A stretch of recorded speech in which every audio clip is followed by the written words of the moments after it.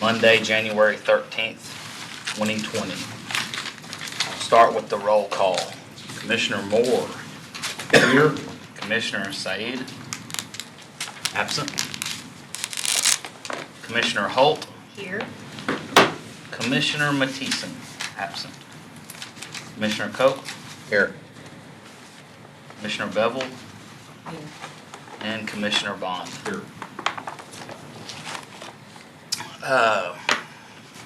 Just a quick bit of housekeeping real quick.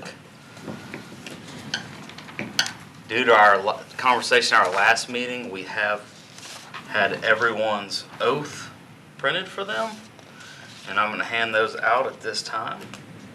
Commissioner Moore, thank you. Commissioner Syed, in there. Commissioner Holt. Commissioner Cook. And Commissioner Breville. Right. Thank you for your service for the city. Okay, y'all ready to go? I think you are. All right. So, this first case is a replat. Let's get through all these. Here we go. Off of Beverly Drive and Bransford Road. And there's a house currently there, and they are looking to demolish that home. They have to replat because it's one of those lots that's currently has a portion of. It's about 2 acres. It is zoned, I'm jumping around a little bit, we'll get to it. It is zoned R40. You can see its location, see what's going on there currently. And that is the plat exhibit. So they need to replat this so they can get that portion into that, and then they can get a building permit so they can build a brand new house there. They're going to be demolishing the current home that is there and building a new home. And that's the intent behind asking for the replat.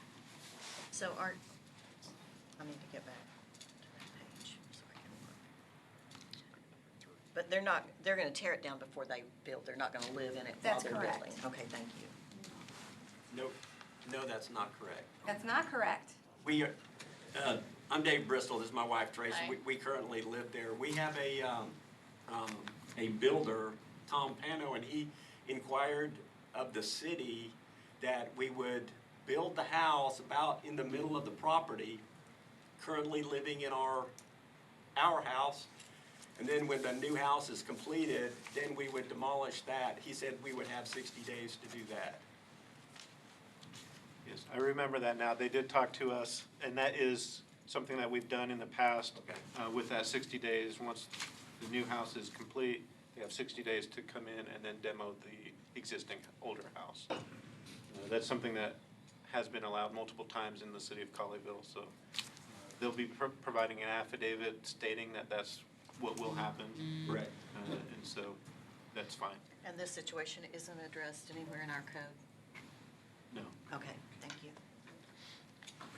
But it is a single parcel, and it will be platted as a single lot. So in the end, Yeah. it will be a single home on this property. And how many square feet are in the current home? About 1,700. 1,700 something. So that would not qualify for an accessory building, would it? It It won't even would be an not, option. actually. It'd be a little too large based on straight standards. Okay. But we are, later tonight, talking about amendments to the Land Development Code, which would prohibit accessory buildings forward of the primary structure. Yeah. So there would be a conflict Okay. there as well. Okay, But the intent is not to keep it. It Yeah. will, Right. it'll be removed. okay. It will be. There's no danger of keeping the present house. Yeah. Trust me. People don't build nice houses to leave old ones sitting in front of them. Right. Explain to me the replat one more time and what area is set to incorporate into that? Well, so this whole area between, well, it's south of Beverly and east of Bransford, all the way over to Pleasant Run even, I think, it was platted as a single block. And so this is just a piece of that block, and it's never gone through a plat process. And so this is just the formal Ah, plat okay. process. to There's create no the lot. variances really here at all. No plat variances, it meets all the dimensional requirements. So it's more of a paperwork exercise to Yes, got it. assign a lot, block, and subdivision name. Okay. Next. Are there, Next. are there other buildings on the property besides the house that's there Yes, the now? barn. Yeah, so that will have to go Correct. as well. We are actually planning on building the new house right where the barn is. So the Okay. barn will be demolished prior to the house, then the house built, and then the current house will be demolished Okay. in that order.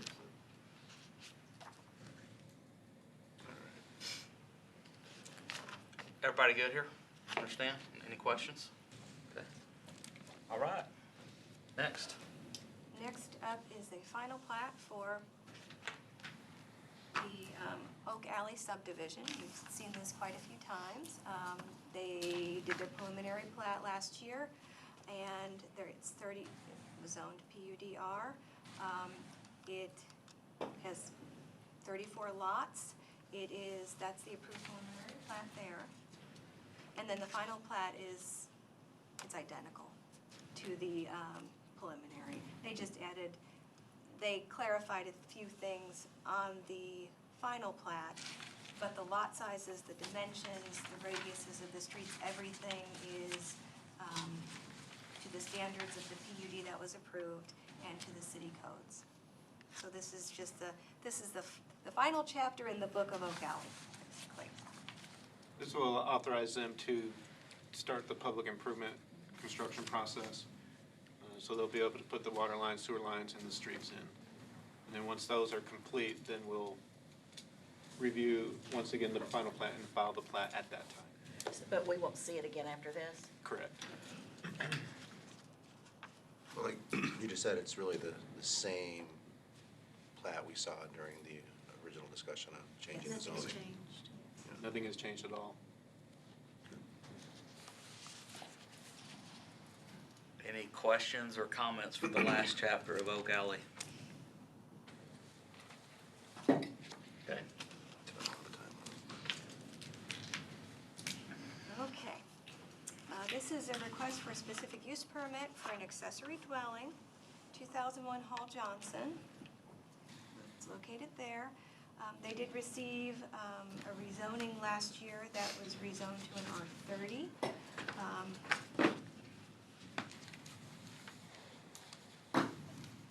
So currently, there's an existing single-family home and then 691 square foot accessory dwelling building there currently. And what they're working on now is they're building a brand-new house, the front of the lot, and they will be demolishing the single-family home there, and they would like to keep the accessory dwelling that is being used for family. It does meet all the setbacks that's required, and because its size doesn't go to the largest extent of the SUP, there are no additional conditions or considerations because it meets all of the requirements of the Land Development Code. And this just shows the lot size, what they could have if they wanted to go larger, but all they're asking to do is basically come into conformance with the Land Development Code and by doing this request.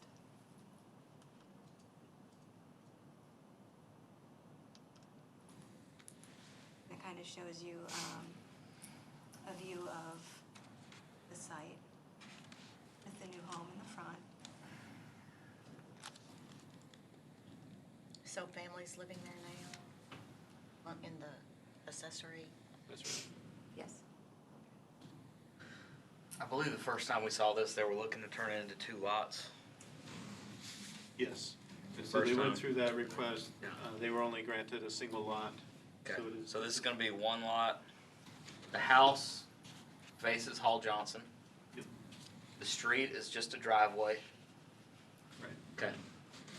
And it looks like that accessory unit's well under the 4%. It's only like 600. 91 Something square like that. feet.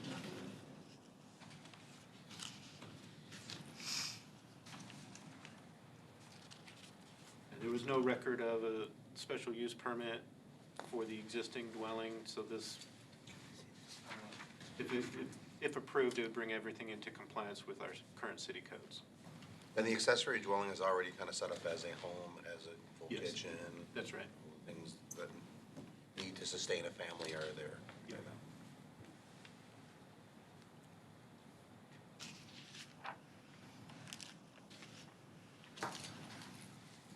All the setbacks, everything checks. This is just a straight, okay.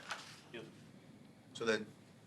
So the only building that will stay once the new home is built, there's only going to be one, right? Be this Just that. and the little well There's house. a well Well house, but house.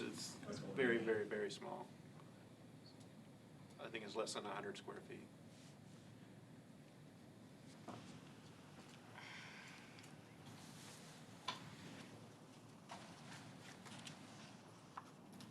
Any questions, concerns that we need to get on the table? I think we have some pictures that show, that's the existing floor plan, and then pictures of the building as well.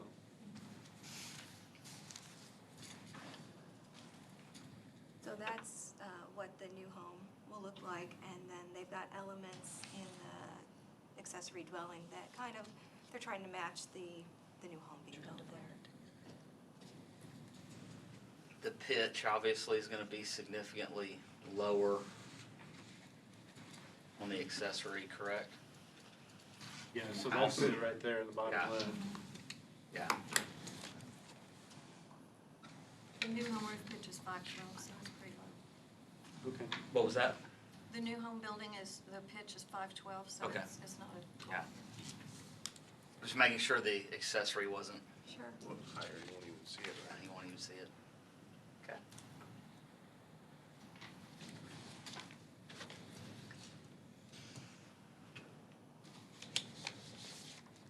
Okay, okay. I'm going backwards, let me go forwards.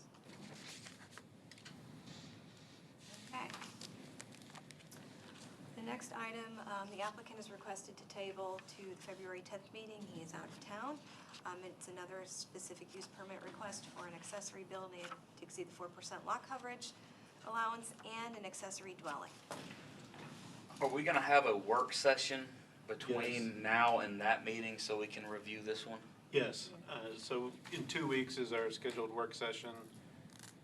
Because this was advertised and we sent notices out, we had to keep it on our agenda. He made the request after we had done all of that. So it is on tonight's agenda, but the action would be to table it to the February 10th meeting. And do we act on his request? Yes. Okay. And So we we'll will need to present- motion that? Yes, we will need to do that. And then in 2 weeks, we will be able to present this item at our work session with all of the details. Okay, perfect. Yeah. I feel I don't wanna confuse anybody here, but I need you, can you back up one Sure. for me? To the previous one, this right here, any letters in opposition or for it, anything, nothing's I received? don't believe we've received any Okay, response at all. just wanted to check on that. One way or the Okay, other. all right. Okay, you ready? Go ahead. Okay. So our next item is the consideration of a PUDC for the Heritage Farms Edition. You did see this, I want to say it was in November, at a work session. It was, Was it? was it November? It was Maybe it was November. Yeah. It's been a little while, Maybe it was but December, I forget. Everyone's gonna have to forgive me, cause I missed that one, sorry. So, Oh, we've had this, yeah. I'm ready to hear all about it. okay. You'll remember. So, it when you- this is a request for a planned unit development commercial for a senior living community on these lots right here. It's off of Chief Sparger Road and Wayne Drive. There is a current planned unit development, commercial zoning that was approved in 2012. So there is a valid PUDC on the books, but that development was never built. And so at this point in time, a new group has come forward, and that's what was approved in 2012. It's a little different configuration. The buildings are separated. It had a retail component. and it had just a different configuration of things. And so the group before you tonight is looking to do this type of development where the buildings are actually interconnected. It's 3 products: assisted living, memory care, and independent living. Thank you. And so between November and now, these plans actually have not changed. So this is what you saw was here in November. But as you can see, it's just a little bit different layout. The detention areas, different configuration. The landscaping's a little bit different. They also do not have a retail component. Rather, they have some extra parking over there that they're showing.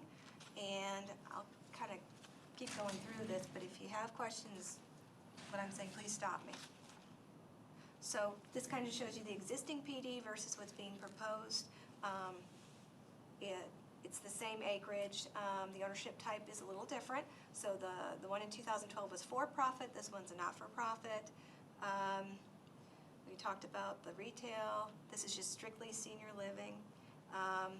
The unit count is going down with this group from 281 to 220, and you kind of see the breakdowns there. The unit size is going up. You can see that as well. And the stories of the buildings have gone down to just 2 stories, not 2.5.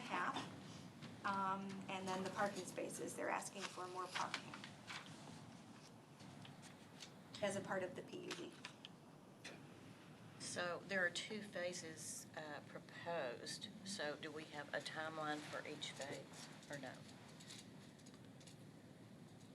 I'm sure that. Did you say 2 phases? It says phase 1, phase 2. Okay. Most of it will be developed. The phase 2 is basically when they want to add additional assisted living and memory care.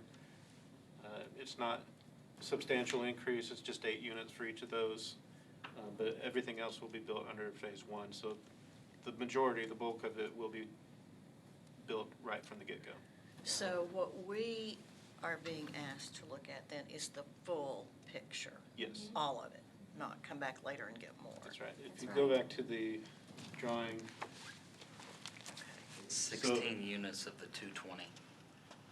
the expansion, phase 2 is really this part and this part right here. And that's it. Everything else is part of phase 1. Okay. And this borders Bedford? Yes. Right next door to Bedford.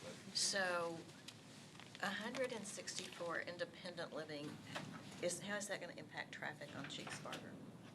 Yeah, that's something that Susan brought up, something about a traffic study to find out the impact. Yeah, because that's right there by the school. It's right there, I mean, That was included in the packet. Sign on it too. Yes. Let's get to it. Well, I'll get there. These are the elevations, or do you want me to jump ahead? Now, go ahead, just stay with your, Okay. yeah. These are the elevations, 50% masonry. This just shows you the renderings of what they will look like. So this is for the community commons area.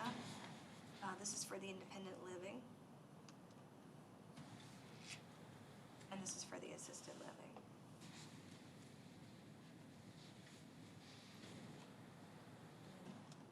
Tree preservation plan.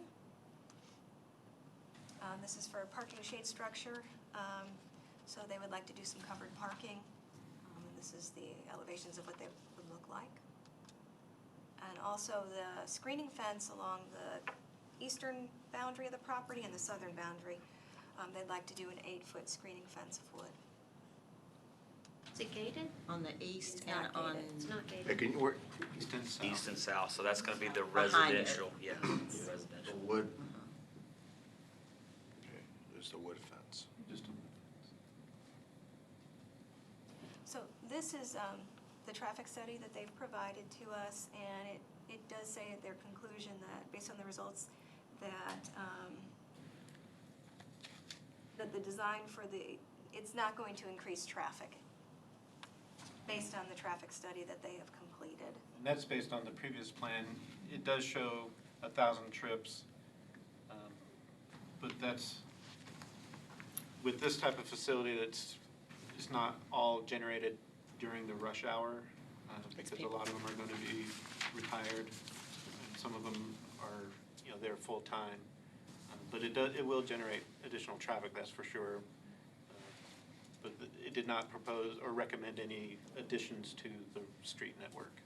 Well, are there, I know they put in turn lanes for the school, but would there be a need for that to access this project? So one of the things that was approved with the original PUD was that in lieu of improvements on Wayne Drive, which would include a turn lane, they were going to build the roundabout or a roundabout at Bedford Road.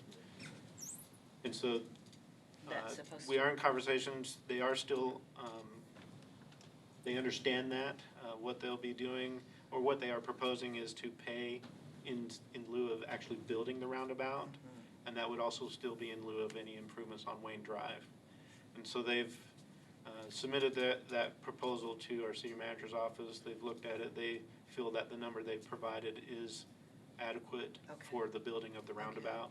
That's good. It's over 'cause $1 million. If we needed, if we Yeah. needed to make that improvement. So that would it have- be- So I think that roundabout roundabout really takes care of the majority of the traffic, Wayne Drive. Moving the there is- traffic in that area. Yeah, moving in that area. Wayne Drive does go into Bedford. So that roundabout will happen as part of With the, the view of the street view. Well, they're going to pay instead of actually do the Yeah. construction work.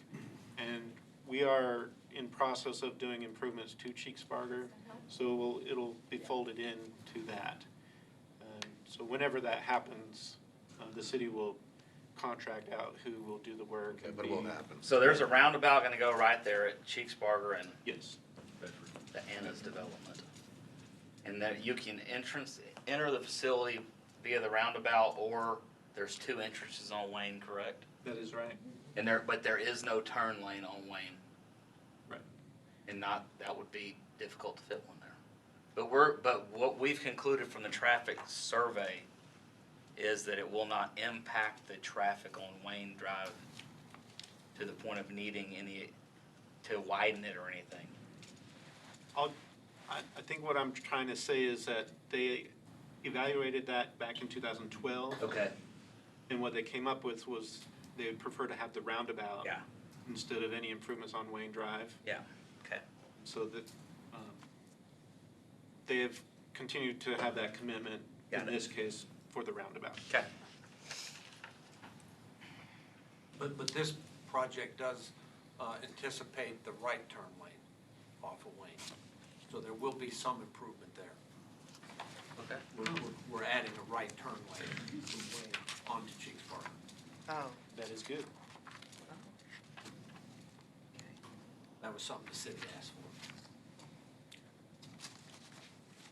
but the Cheeksbarger project only goes to Brown Trail, right? You mentioned that it was kind of being rolled in together, but. Maybe, did they already finish the other parts of it? Okay. Well, they have, the plan is in place. They haven't, they'll start, my last information was in June. Okay. So, okay, that's. Yeah, I know that there's Packet. improvements being done on Address Cheeksbarger. that. I think they will try and coordinate to where this will be. Kind of happens all at Yeah. the same time, okay. Yeah, I missed the right turn lane. Yeah, so that's actually good.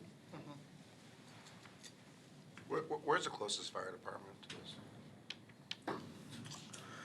Oh, that's a good question. Full road? There's one off Is it Martin Martin? and Martin, Bedford. Bedford. There's one in Bedford Yeah. off Martin and Or, Cheeksbarger.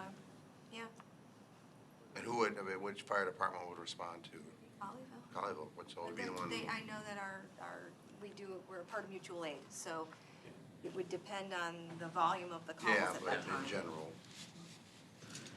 This, I don't think it's not that it's associated with the roundabout, but obviously we all know there's gonna be a lot of emergency calls to a facility like this. And maybe you're getting ready to address this. Okay, I'm gonna let you do that, sorry. No, it's okay. So this is the draft PUD language. What they are proposing, and I'll get to, that's under public improvement. ordinance number 13. So they're limiting the hours of deliveries, 7 a.m. to 6 p.m. This is just referencing all the plans.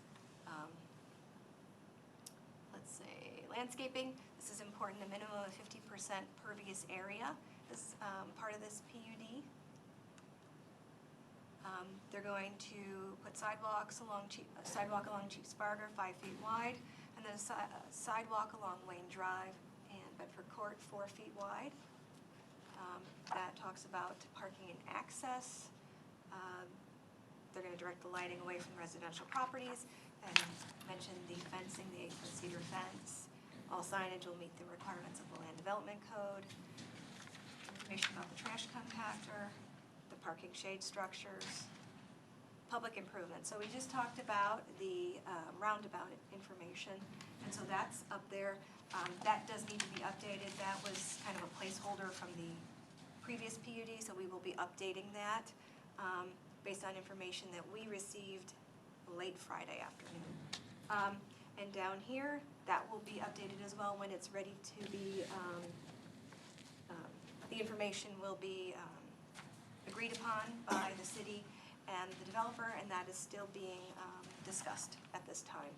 But, so the pilot is a payment in lieu of taxes, property taxes, and the intent for this is to help kind of offset and adjust for an increase in those emergency calls. So this is just an idea of how that can break out. So the property taxes because it's nonprofit, That's right. are they, There are none. none? So this is, you know, an opportunity for the developer to make a good faith effort in working with the city. So, like I said, that's going to change at some point, but right now, that's just an idea of how that kind of works. Did we propose those figures, or did they? They did. They did. Okay. So it's going back and forth between the applicant and our city manager's office. They provided a response on Friday afternoon, and they're looking at that response. We'll make any adjustments. To confirm, we are the Planning and Zoning Commission, correct? So that is not on us to determine what those numbers should be, nor should we debate these numbers, correct? I agree with you. We should be looking at the land use. The land use and, specifically. Just want to make sure I understand Yeah, what we're voting on here, right. so. But you would take into consideration tax revenue if you were looking at any other Of course commercial you would. property. Yes. Of course you would. And I agree with you 100%. And so it might sound like I'm saying two different things, but I think that's something that you can use as whatever your decision might Yeah. be. But the specific numbers, I don't know that we're able to define that today, Yeah. or even at all here in the commission. We don't tie up the city manager's office or the city council or anybody with this information right here on a vote tonight, correct? Right, so if, Getting that out there on the table. yeah, so if we're comfortable and we make a motion to move it on, I think it would be with an understanding that the payment in lieu of taxes is still being discussed and worked out. Negotiable, yeah. Yeah, negotiated with city management and Okay. the applicant. Yeah. All right. Just getting on the same page. Everybody get there? Okay. Sorry, we keep interrupting. I apologize. No, these are good But I think questions. as far as all the other elements we've talked about, those are definitely fair game as part of our conversation. Yes.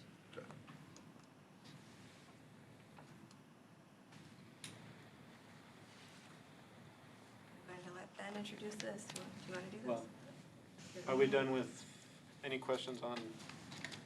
I just, well, like, as far as, you know, drainage and all of that goes, I don't see any pension ponds or anything like that, like it were in the older plan. They're there. They're they're And just let not me covered. just ask about those. If I see this correctly, north, there's one on the eastern side and that connects all the way to the southern side. And there's one on the southwestern side. Yes. And y'all's engineer is with you present tonight for questions on that? Perfect. We'll have some better graphics also. that are Okay, more color in your sided. presentation? Yeah. Okay. It'll be That will very help. clear as to where those areas are. Because that's a whole bunch of water. Yep. So, being a commercial property, the wooden fence is acceptable? Because it's a PUD request, they can ask for that as part of that. So that's That's what they're asking. That's what they're asking. The standard in the land development code is a masonry fence. That's what I thought. The first time this was passed, that was obviously dealt with, correct? That It looked did like the show first a time it was masonry passed? wall. I believe that did have a masonry wall. Let me double check. I think it did. It was a mix. Yeah. It was wood on the east and south, correct? And then masonry elsewhere, not to exceed 48 inches, I believe? I think we had stone columns and wood infill. Stone, okay. And that's changing now, correct? We're asking for just a Just, clear wooden fence, steel posts. okay. Yeah, it actually just says an 8-foot fence which shall be a preponderance of masonry materials, but other materials allowed as necessary to protect trees or as needed in regard to other considerations. Do we know on trees, like if we're losing a significant number of mature trees or no? Is that in there somewhere? Yes. This is the tree preservation. And I get to see if there's a table. Nope. The ones with the X are the ones that will be removed. We have a plan, I believe, that shows the amount of removed and staying, but just not maybe a view of this one. Yeah.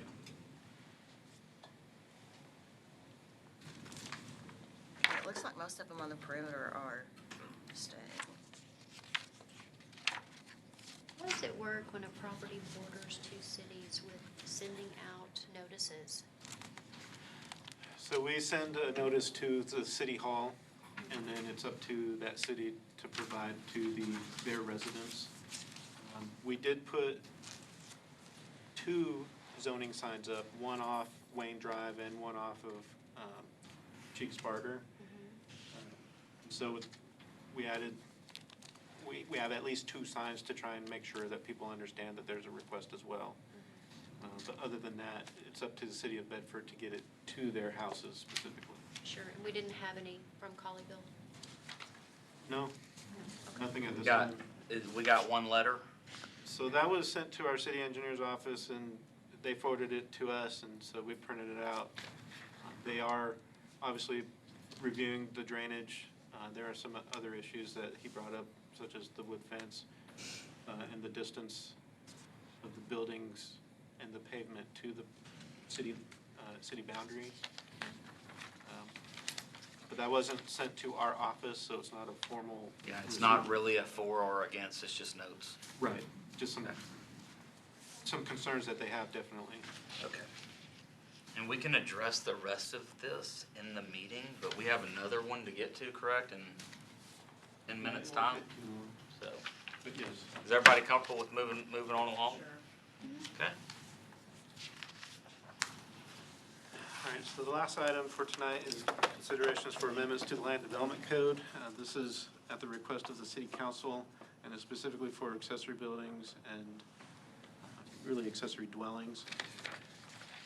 And so I have 4 elements up for proposal. The first is a prohibition of accessory buildings to be forward of the front facade of the primary dwelling, with an exception for lots 80,000 square feet in size or larger. Second is a clarification on the height allowance and how to measure accessory buildings. And the third is what qualifies as an accessory dwelling. And in this case, we're going to not only talk about the use or the building itself as a dwelling, but also the use regardless of how the building is designed if somebody's using it as their primary residence. And then just clarifying that special use permit is required. And then the last is possible option of removing the special use permit option for accessory dwellings in the R20 zoning district. So again, the first one, it would be adding a statement altogether that basically says, just like I said before, no accessory building shall be allowed, erected, or located forward of the front facade of the primary dwelling, the exception being a lot that's 80,000 square feet or larger. Essentially, where your house is can't be forward at all, has to be the side or to the rear.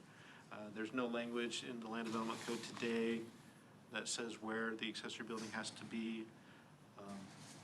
We do have a few situations where there is an accessory building forward of the primary structure. On a lot smaller than 80,000. Yes. Now, 80,000 square feet, that's just shy of 2 acres, so that's what we're Yeah. talking about. So on a acre lot, whether it's a detached garage or just a storage shed or something else, and we do have a few situations where it's forward of the house. So this would be a new regulation prohibiting that. Let's pause there. Let's get this right this time, because now every meeting we have one of these accessory buildings, dwellings, ovens, whatever. So let's talk about this topic right here. Is everybody comfortable with that? It's a 2-acre lot. It makes sense to me to not have a building in front of the home on a 2-acre lot or smaller lot. Does that make, does anybody question that or not feel that way? And I will say that we still have the special use permit option. So Okay, this is yeah. just, So if something made sense and. Yeah. yeah, they would come forward as a special use permit and make that request to commission and council. Okay. But So if just somebody. on its own, we can say, up, you're forward of the house, it's not permitted at all. So someone's gonna build a house on a 2-acre lot, they wanna put a faux guard shack out there, they gotta come in for an SUP. Yeah, so that 80,000 square feet is gonna be the, That's the something we determining first factor. look at, yeah. I agree with that, but any other questions? Okay, No, Alright. that makes sense. All right. Makes sense to everybody? Yeah. Okay, alright. So next with the maximum height, at 5 feet away, they can be 8 feet tall, and then there's a 45-degree angle extending from that to the interior of the lot. Your structure has to be below that and not penetrate that limitation. So basically, it's, where the clarification is that right now it says cannot exceed the height of the primary building. And we want it to say the zoning district. The reason for that is sometimes the primary structure is at a lower elevation than where the accessory building might be. And if it's only a single-story house with a fairly low-pitched roof, then that would really restrict the height of the accessory building.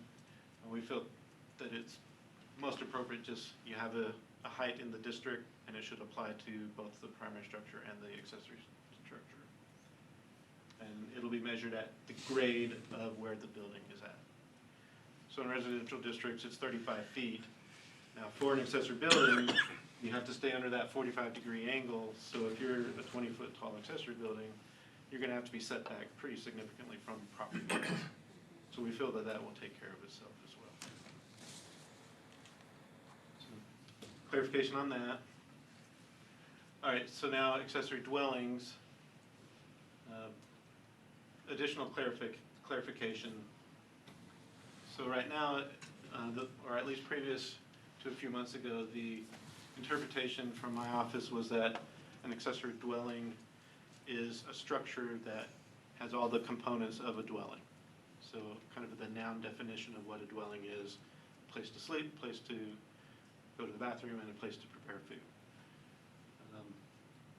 That was changed.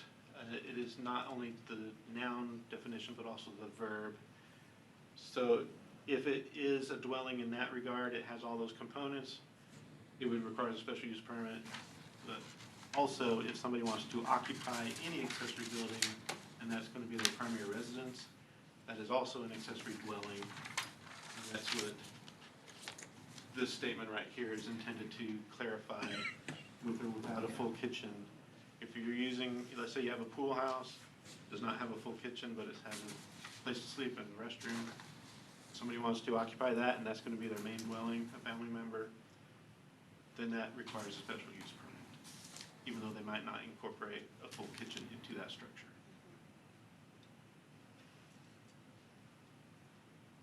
So that's the intent on this language. That differs exactly how from now? The kitchen? Well, it doesn't differ from what we're doing now, but it's a change from what my office was doing a few months ago. Because we were only looking at the structure itself, not the use of the structure. Okay, so, for example, the case we talked about earlier, where someone's living there. That- If they're living. So if that person is no longer living there, then that structure it qualifies with all the kitchen, the bathroom, that. So they can't rent that. Right. Now, that's something that was never authorized anyway. We don't authorize the rental of accessory buildings at all. Okay.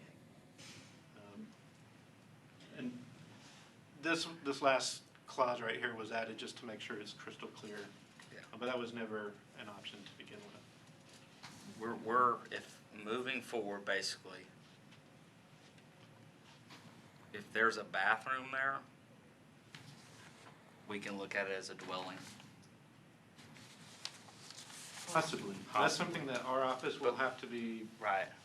we'll have to ask a lot of probing questions just to make sure that somebody's not going to be Yeah. occupying that as their dwelling Right. for residence. Because pool houses always have them. Right, Right. but before, I think we used the common denominator of oven.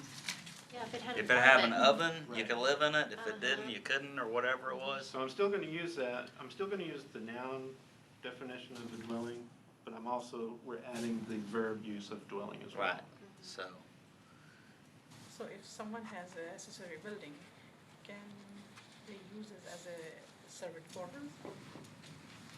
If somebody's gonna use that as their primary residence, It is their It will primary be. residence and they want to use the, for example, pool house as a servant quarter. they will have to get a special use permit. which doesn't differ from anything today. It's just how we define it. Well, you're saying Because- servant quarter. There's a I'm saying very minor grandma. difference, it might be Grandma considered can live major. there, but the servants can't. There is a difference,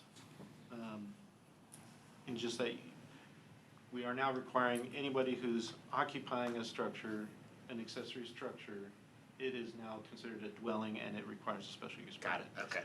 So Yeah. your pool house, let's say, one of your family members comes over and stays one night in the pool house, but then they go back home. Yeah. That's not a dwelling. Yeah. Because that was just a one night, or 2 night, 3 night Right. stay.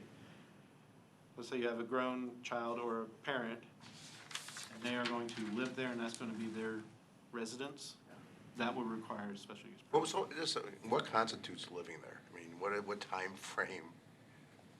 Because this is so hard to police. Like, so what is, That's where we will ask those probing questions, and if we feel that it's a dwelling, we will require them to go through the special use permit process. but it's still pretty subjective. I'd say if you're there for more than 30 days at least, then that's probably a dwelling. Yeah. It's gonna give a little bit more, Yeah. Oversight. That's something that we will probably have to define better as we have more experience Yeah, with it. that's what I, so, That's what I Has was. this been an we're issue? working to ratchet down this Been a process, couple I of believe, is situations what that I'm have seeing led here. to this, Okay. not Yeah. anything specific like we're just talking about. Mhm.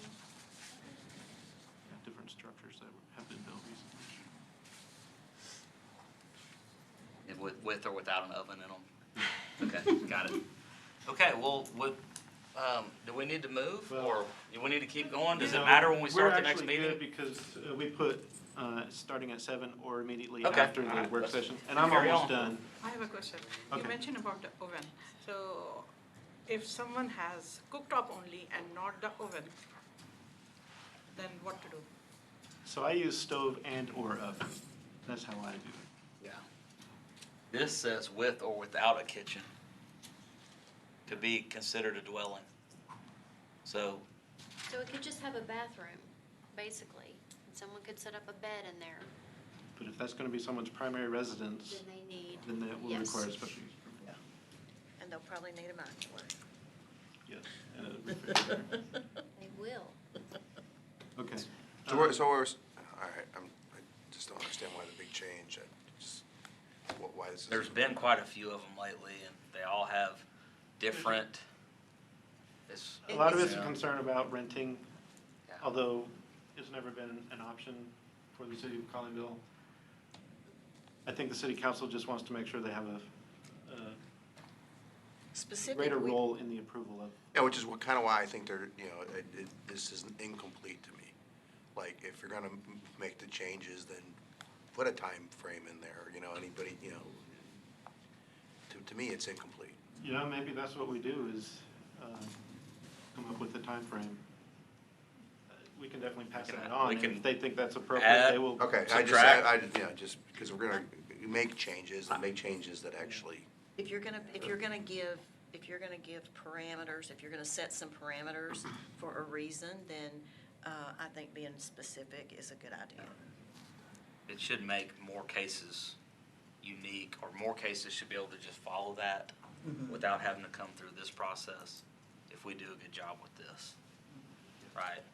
Or we're not the Pool House Approval Commission. correct, which is why I think it needs to be more specific, otherwise there's, I don't know.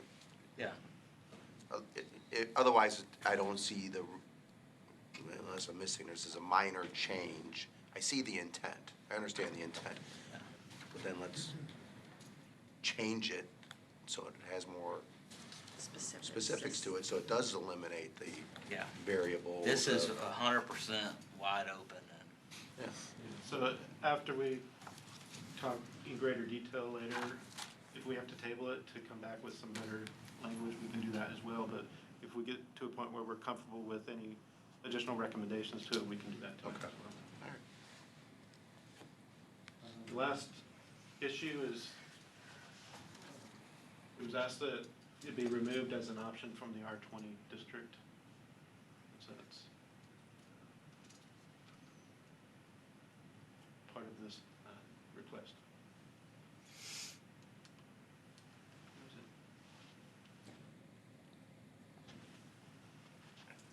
thank y'all for all that.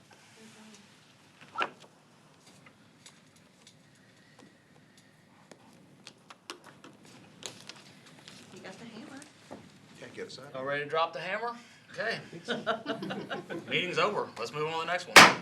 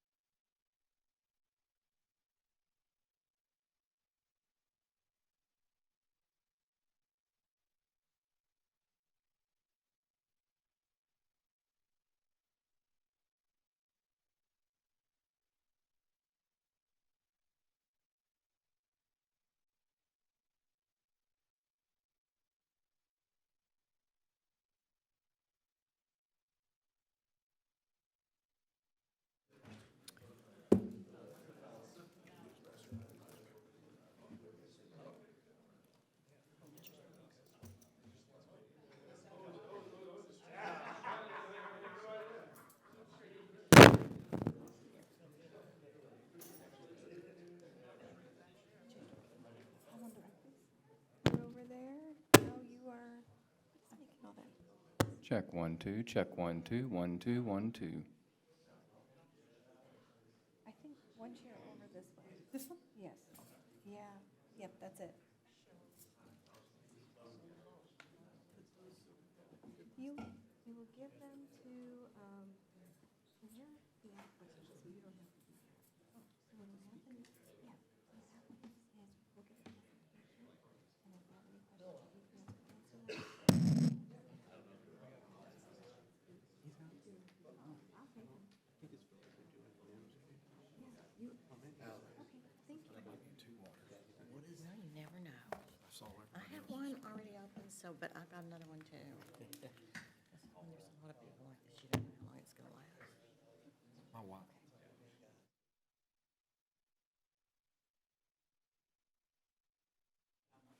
That's what I call it.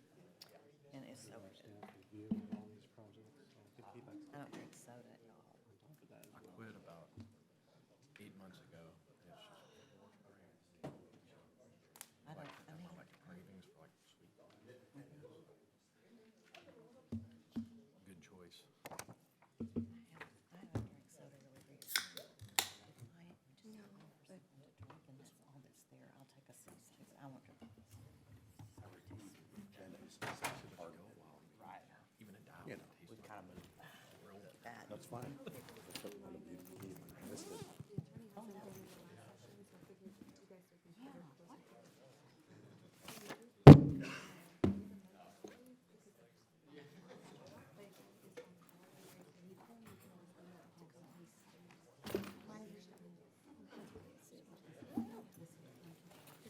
They don't need to do these, but I can go. Yeah.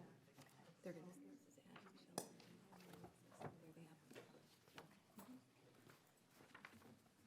Well, I'll have to move my name tag onto my blouse. Took it off. Is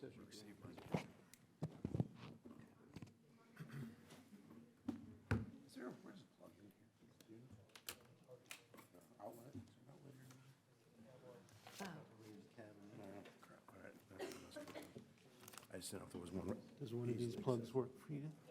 Oh. I was putting my phone up because it's dying, but it's no big deal. what is this? What Nah, is this it's here? okay. What is that? This is a USB. Yeah, I was on my phone. No, that's not, does that work? Oh, man, thank you. How did I not see that? That was super. That'd be Look great. at you. Are you watching The Bachelor or something? Yeah, that's what I might check a football score. Awesome. Just check it. You're watching The Bachelor. I know you are. Say yes to the dress, that's my favorite. I start having a coughing fit. I'm gonna have to leave. I'll recess for you. That would be embarrassing at all. I have a tickle.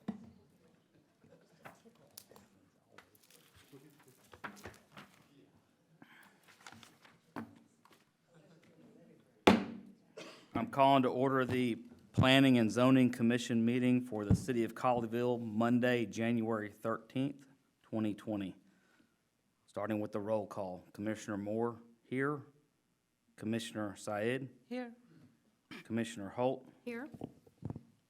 Commissioner Matteson is absent. Commissioner Cook, Here? Commissioner Bevel, Here? Commissioner Bond. Here. Please rise for the invocation and remain standing for the pledge. Please bow with me. Dear Heavenly Father, thank you for bringing us together this evening, this wonderful city we call home, and this wonderful free country we are able to live in. Please grant wisdom on the city staff and fellow commissioners this evening, and that the decisions that are made here tonight are made in accordance with your will. Forgive us when we fail you. In your name we pray. Amen. Amen. Allegiance to the flag of the United States of America and to the republic for which it stands, one nation, under God, indivisible, with liberty and justice for all.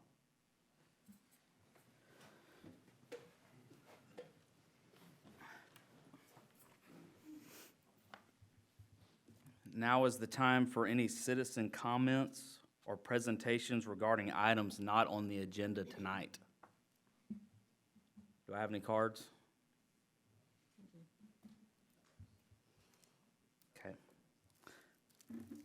Our next item will be the approval of the minutes. We have the minutes to review from March 25th, 2019, April 8th, 2019, April 22nd, 2019. If I can get a motion, or if there's any, is there any questions on the review of those minutes? If I could get a motion for approval of them by themselves or as a group, that'd be fine. I'll motion we approve them as a group. Can I get a second, please? I'll second. Commissioner Moore, aye. Syed? Aye. Holt? Aye. Cook? Aye. Bevel? Aye. Bond? Aye. Motion carries on the approval of the minutes.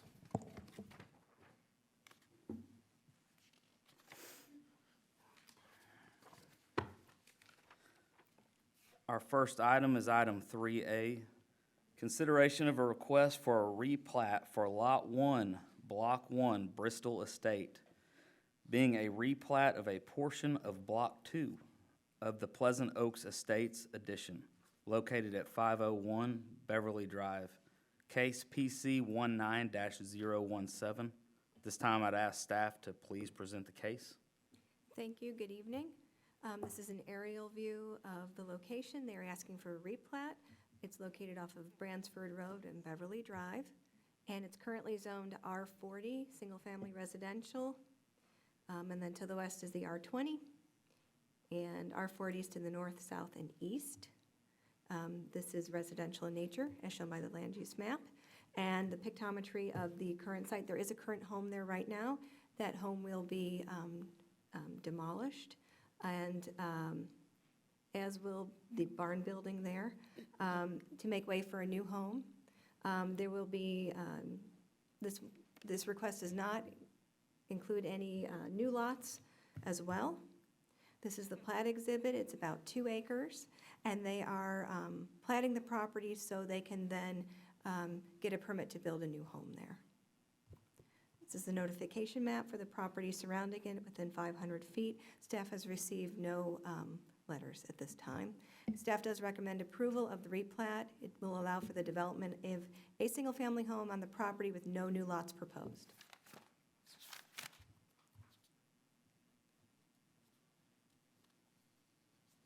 Okay. This time, if the applicant's present, they'd like to come forward and speak on the matter. If you could please state your name and address for the record, please. Hi, my name's Dave Bristol. This is my wife Tracy, 501 Beverly Drive. Thank you. And it's your floor right now, if you have anything you want to add or say before we open up the commissioners' vote. Okay. You might want to address the existing home and what the plans are, et cetera. Correct. There are 2 existing structures on the property. Our house and small barn directly in back of it. The barn is currently about in the middle of the property.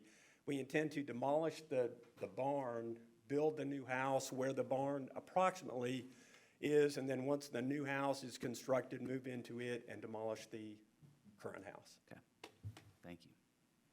Anything else? Anything to add? No? All right. Any questions of us? All right. Well, thank you. Okay, thank y'all. At this time, I'm going to open the public hearing. Any cards? Public hearing's closed. I do believe I heard y'all say y'all received no letters in opposition? That is correct. No letters for. Okay. Commissioners, any questions? I do believe this is a formality because where that lot's currently located, the homes were not platted individually. It was as an entire block. That's correct. So with that existing house going down and a new one coming up requires a replat. Everything in this case meets the current zoning and is all that. So any comments, questions? The only comment I have is, we're glad you live in Colleyville, and we're glad that you are choosing to stay in Colleyville. Knowing that you are building a new home is exciting, and of course, we know you could build that anywhere you wanted to, so thank you. Okay. Yeah, it appears to be more of a formality, so I will go ahead and make a motion to approve case PC 19-017. I'll second. Okay, Commissioner Moore, aye. Fayed, Aye.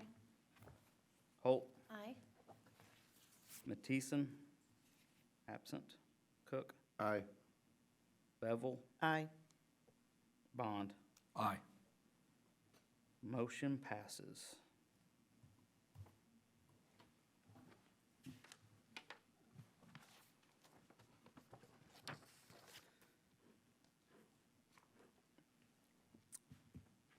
Case 3B, consideration of a request for a final plat for lots 1 through 34 and lots OS-1 through OS-10, Block 1, Oak Alley Estates, being lots 1R1 and 1R2, Block 1, Bear Creek Plantation, located at 1312 John McCain Road and 7309 Holly Lane North.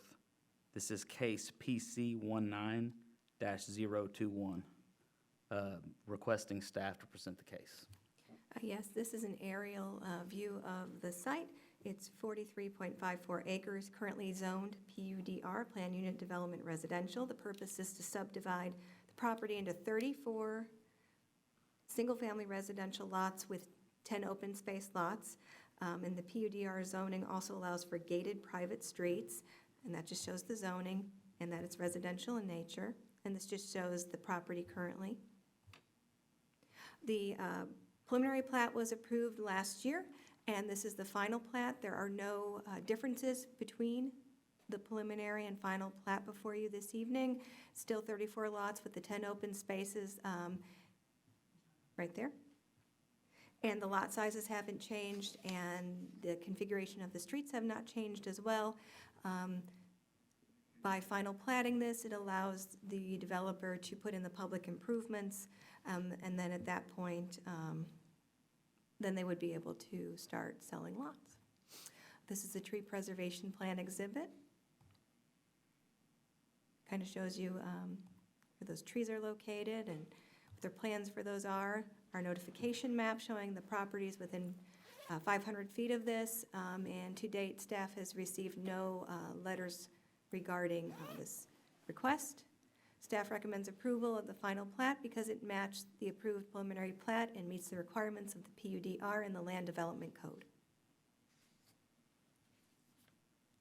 Thank you.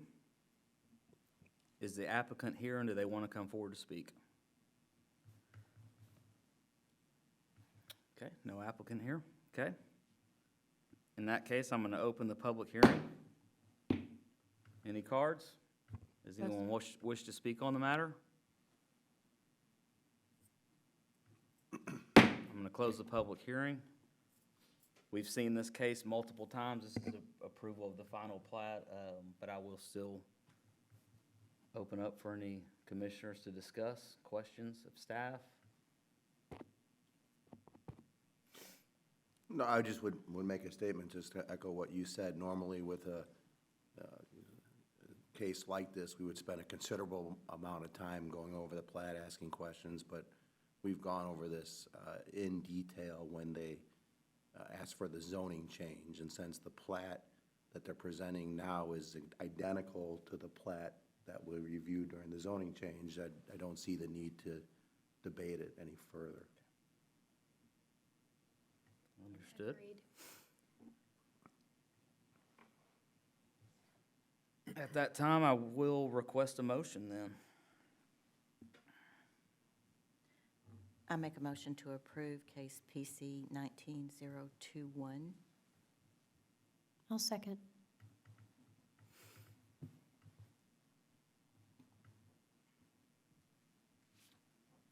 Okay, we'll do a vote. Commissioner Moore, aye. Commissioner Syed? Aye. Commissioner Holt? Aye. Commissioner Matison's absent. Commissioner Cook? Aye. Commissioner Bevel? Aye. And Commissioner Bond. Aye. Vote passes 6-0.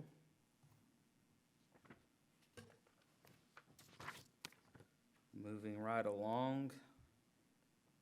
Case 3C, consideration of a request for a special use permit for an accessory dwelling on Lot 1, Block 1 of the Schiller Edition, located at 2001 Hall Johnson Road.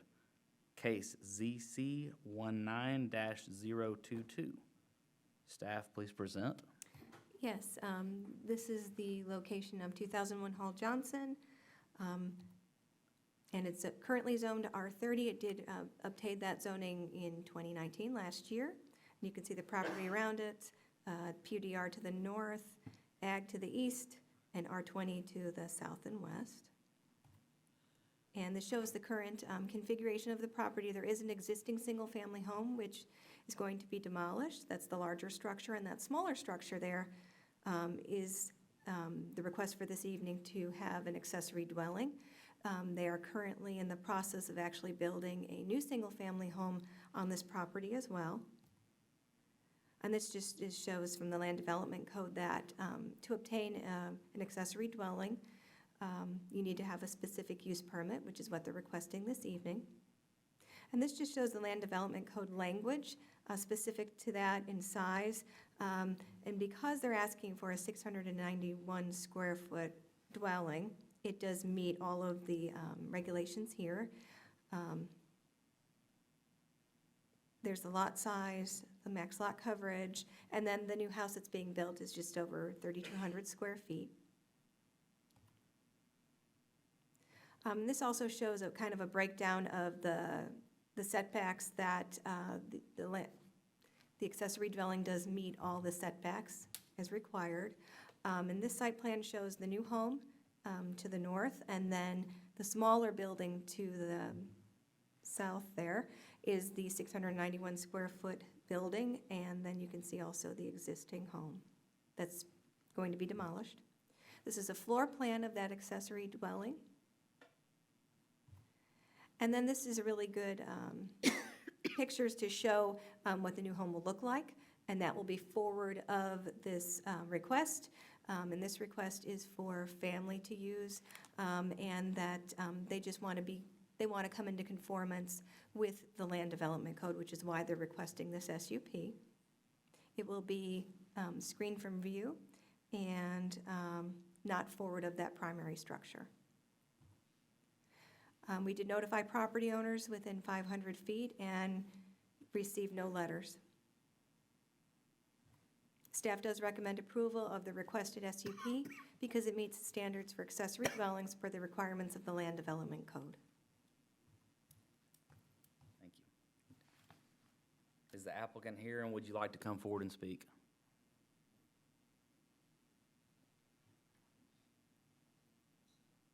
I believe I have cards for y'all. Yes, sir. But if you could still state your name and address for the record, I'd appreciate it. Yes, sir. Hi, Adam Schiller, 2001 Hall Johnson Road, Colleyville, Texas. So I am the current property owner, and I'm here just kind of give a brief history of the property and the accessory dwelling. Jackie did an amazing job of presenting pretty much all the details, but again, it's been in my family for 37 years, and my parents had built the accessory dwelling to take care of their ailing parents during the end of their time of life. And at this point right now, my mom is occupying the dwelling, and that's kind of what we intend the dwelling to be used for, is, take care of, our parents, towards the end of their lives. And it's just kind of the history of it. And I'd be happy to answer any questions. I have my builder, Nancy Scott, here to answer any questions regarding the specifics of setbacks or anything like that. Thank you, I appreciate that. Any questions for the builder? I know we've obviously seen the case in the work session as well as last fall when we looked at the zoning and everything, but Right. does anybody have any questions concerning setbacks or anything like that? I believe that all setbacks are met for this district? Yes. And the size of the current accessory dwelling is gonna stay there as well underneath the 4%? Yes, it's about 1.5%. Okay. So it's much less than the 4%. And it will be behind the new building. Yeah, and we're getting pretty close to demolishing the old primary structure. Sounds good. Thank you. Thank you. Appreciate it.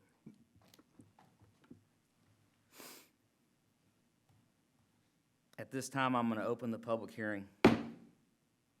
Any citizens care to come forward to speak on this matter? Any cards? No cards? No one's coming forward? Public hearing's closed. Open it up to commissioner discussion at this point.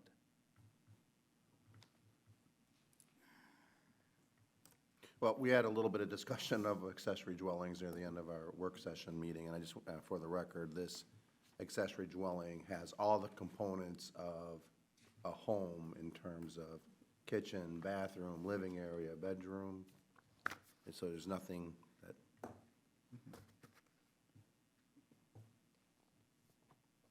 yeah. Okay. Yeah, they intend to Yes. occupy it as a home. Yeah, It's a I- dwelling, there's no questions asked, Yeah, you know, just make sure on that it has all the. And it is a components that home and we'd not a consider. rental. Correct. It's not a rental. Correct.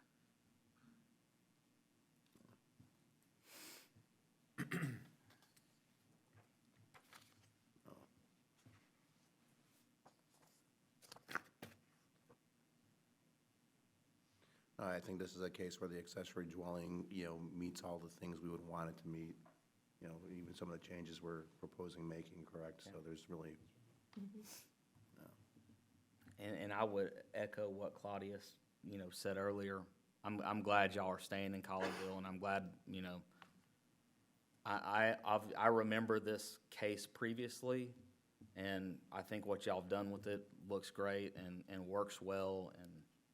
And I think the one question I would have that I want to understand is I know there was some question of the driveway was technically a city street at one point, or thought to have been one but to confirm, that is a private driveway not maintained by the city. That is correct. It was a street a long time ago, Okay. and it extended just due south Yeah. off of Hall Johnson. The neighborhood adjacent to it, when that developed, it abandoned the right-of-way. Okay. And they developed their subdivision without any, I guess, they eliminated that road on their portion, and it's all part of incorporated into the lots. So this was just a carryover from that time, but it was privately owned since that abandonment. And so they recently not only went through the zoning, but went through a plat process to create a single lot for this, the Lot 1, Block 1, the Schiller Edition. And so it is no longer on any documents showing that it was right-of-way at all. Okay. And so they'll just be using that as driveway at this point, Okay. private driveway. Perfect. and the well house that's being kept is to the side of, is that correct? The side of the accessory dwelling, that building or shed in front, is where the Yeah, car is, that's going. that's right. On this picture, it's just to the left of the proposed accessory dwelling. Okay. Any other conversation? And if not, I would like a motion.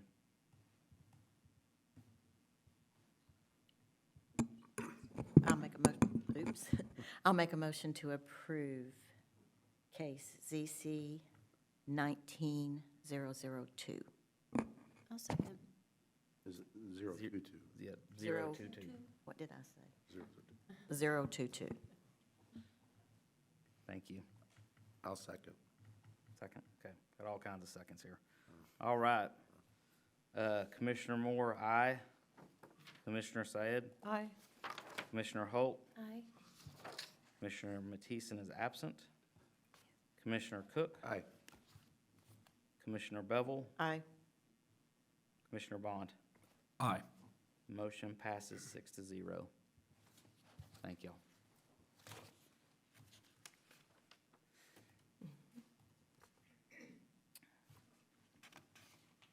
Okay, here. Case 3D, consideration of a special use permit for an accessory building to exceed 4% lot coverage allowance and for an accessory dwelling on Lot 1, Block 2, G and R addition, located at 2313 Hall Johnson Road. This is case ZC19-023. The applicant has requested to table the item to the February 10th, 2020 Planning and Zoning Commission meeting. If I could get a motion to do that in a second, we could move this through. I'll motion that we table case ZC 19-023. Second. Okay, I'm going to vote. Commissioner Moore, aye. Commissioner Syed? Aye. Commissioner Holt? Aye. Commissioner Peterson's absent. Commissioner Cook? Aye. Commissioner Bevel? Aye. And Commissioner Bond? Aye. Motion passes 6-0. I'm sorry, but if I may just add some clarification. So we did send notices to surrounding property owners. Once we received this request, we sent a second notice identifying that it will be tabled to the February 10th meeting. And then with this tabling action, the entire case, including the public hearing, will be held at the February 10th meeting. And so I just want to make sure if anyone had any questions about the procedure. Work session, we'll hear the Yes, we do have a work session in 2 weeks. Take action that night. But at the February 10th meeting, it'll go through the entire presentation and public hearing and everything else. So to confirm, our vote was to table it to the February 10th meeting. That's right. Thank you.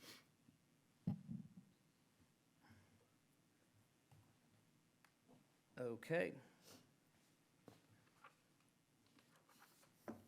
Next item of business, 3E, consideration of a request to amend the PUDC Planned Unit Development Commercial District for Heritage Farms Edition, being lots 1 through 3, Block A, Heritage Farms, located at 913 Cheeks-Sparger Road, 3808 Wayne Drive, and 3900 Bedford Court. This is case ZC 19-009. Before I ask staff to present, I'm going to go ahead and make an assumption that much of the crowd that hasn't spoken yet tonight is probably here for this case. So I'm going to do a little walkthrough of how this works so we're all on the same page going into it. As you've seen, I'll request staff to present. I'll then request the applicant to come forward. They'll do their own presentation. When they're done with that presentation, I will open the public hearing. If you would like to speak during the public hearing, there are speaker cards at the back of the room that I would ask you please fill out and take over here to Ari, and she will hand those to me. When you address the microphone, please state your name and address for the record. After we've closed the public hearing, we will ask the applicant to come forward again and address as many of your comments as they possibly can. At that point, we will close the public hearing and we will discuss as commissioners. There could be a motion, there could not be a motion, depending on the discussion, or a vote or not a vote, depending on how that goes. I wanted to make sure that we were all on the same page, so there wasn't a scramble to fill out cards and any fights over pencils or anything up there. So everybody has plenty of time to do that. And with all that being said, I would request staff to go ahead and start their presentation. This is a request for a senior living facility at the addresses that you previously mentioned, 913 Cheeks-Sparger, 3808 Wayne Drive, and 3900 Bedford Court. This is currently how it is in a configuration. It currently has a PUDC zoning, and back in 2012, this zoning was approved by City Council for a senior living facility, and at that time, that project was not built. Our future land use map does show it to be commercial in nature. And again, this is just showing the land currently as it is. And this was the approved site plan from the 2012 plan, and I'll just pick out some of the differences. These buildings were separate. There was a retail component off of Cheeks-Sparger as a part of this. The detention area is, in this site plan, was a little bit larger. As we discussed previously in the work session, that the fencing was a mixture of wood and masonry. This is a site plan before you tonight, a little bit different configuration. There's no retail component to this. It's strictly the senior living facility. And I'll get into more specifics here in a second, but this is generally the configuration that this developer is proposing. And you can see it still has the detention around the south and east parts of the development, as well as landscaping. These buildings are connected, and it has different access points off of Wayne Drive and Cheeks-Sparger and Bedford Road there as well. I'll get into specific details as a part of the PUD ordinance here in a second to kind of go through. This matrix shows kind of the differences in those two developments. The unit count is going down from 281 units to 220 units. And with a mixture of independent living units. The assisted living units have decreased from 74 to 32, and the memory support units from 45 down to 24. And the average sizes of the units are actually going up from what was previously approved. You can see that there, as well as the height of the buildings are being decreased from 2.5 stories to 2 stories. And that's the project size there. And they are, as a part of this PUD, asking for 367 parking spaces, and then as a phase 2, the 33 spaces.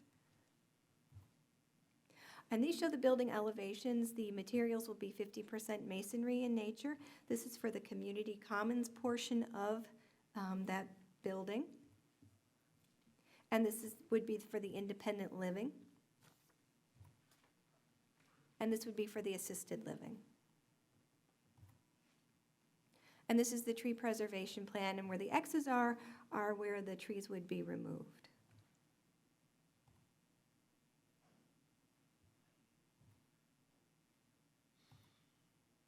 They're also proposing, as a part of this PUD, parking shade structures that will have shingled roofs and will have basically metal columns.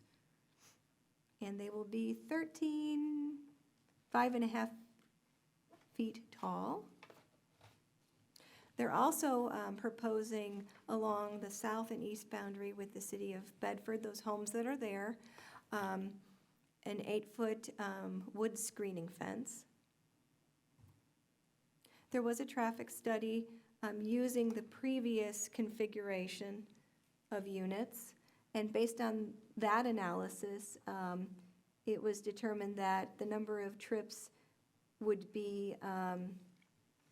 not be, this new development would not add additional trips to the area, meaning that I'm saying this wrong. In comparison to the previously Previous site approved plan. plan, it does not increase the number of traffic count trips. It obviously will provide additional trips based on being a new use on a vacant property. As part of the conversation in 2012, there was a condition for providing a roundabout at the intersection with Bedford Road and Cheeks-Sparger, and that is something that the current applicant has agreed to do as well, although Jackie will talk about a slight change to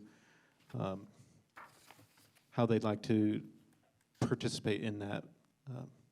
Anyway. Thank you.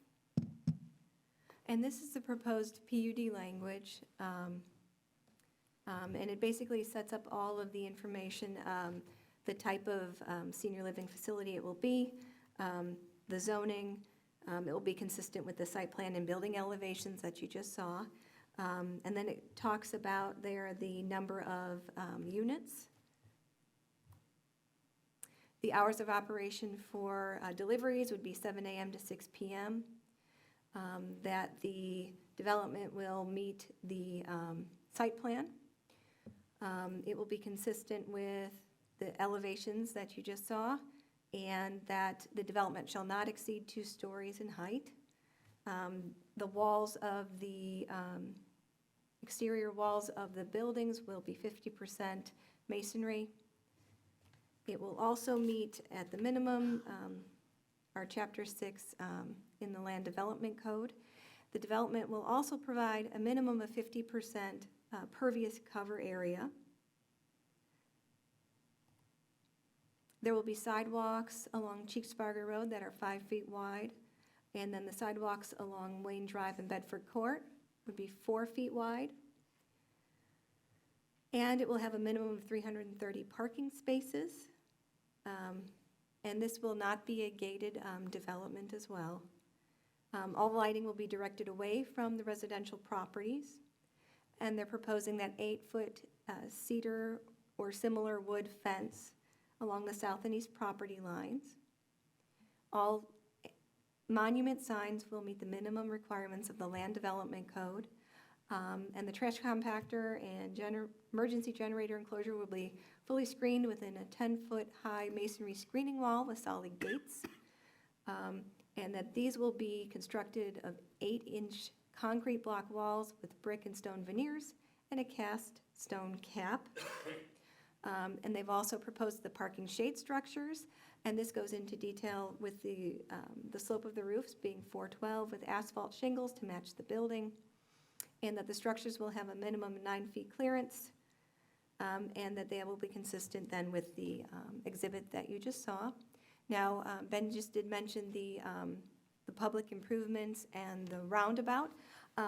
This language actually has changed as of Friday, very late afternoon, so we will be updating that. But in a nutshell, the developer has agreed to, in lieu of constructing the roundabout, is going to make some financial commitments to the city, payment in lieu of to the city to then for that roundabout. Additionally, because this is a not-for-profit development, the developer has suggested something called a payment in lieu of taxes, or called a pilot agreement. And what this is, it's a voluntary thing that they can do, and they recognize that there will be an increase in emergency services. And so this is an example of what something like that would look like. Currently, our city manager's office is working with the developer to work out these details in greater fashion. This is our notification map. The only correspondence we have had, the city, is an email that was forwarded to us from our city engineering department. And staff does recommend approval of the zoning change request based on the following findings: that the proposed use conforms to the future land use plan and stated goals described in the destination Colleyville plan. The proposed project reduces the number of units while maintaining 50% of pervious cover.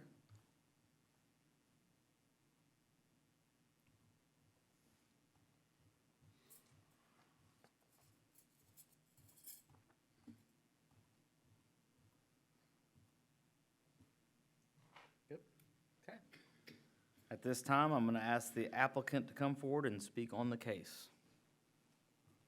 And before each of you speak, if you would please state your name and address for the record.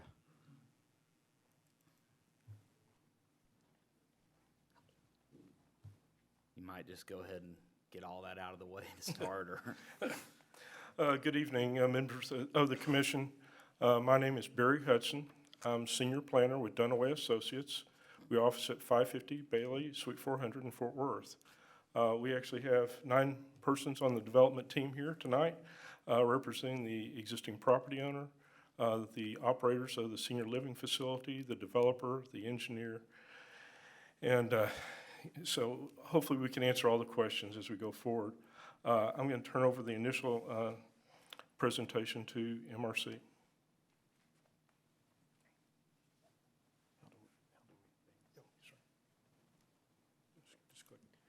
Good evening, my name's Don Stevens.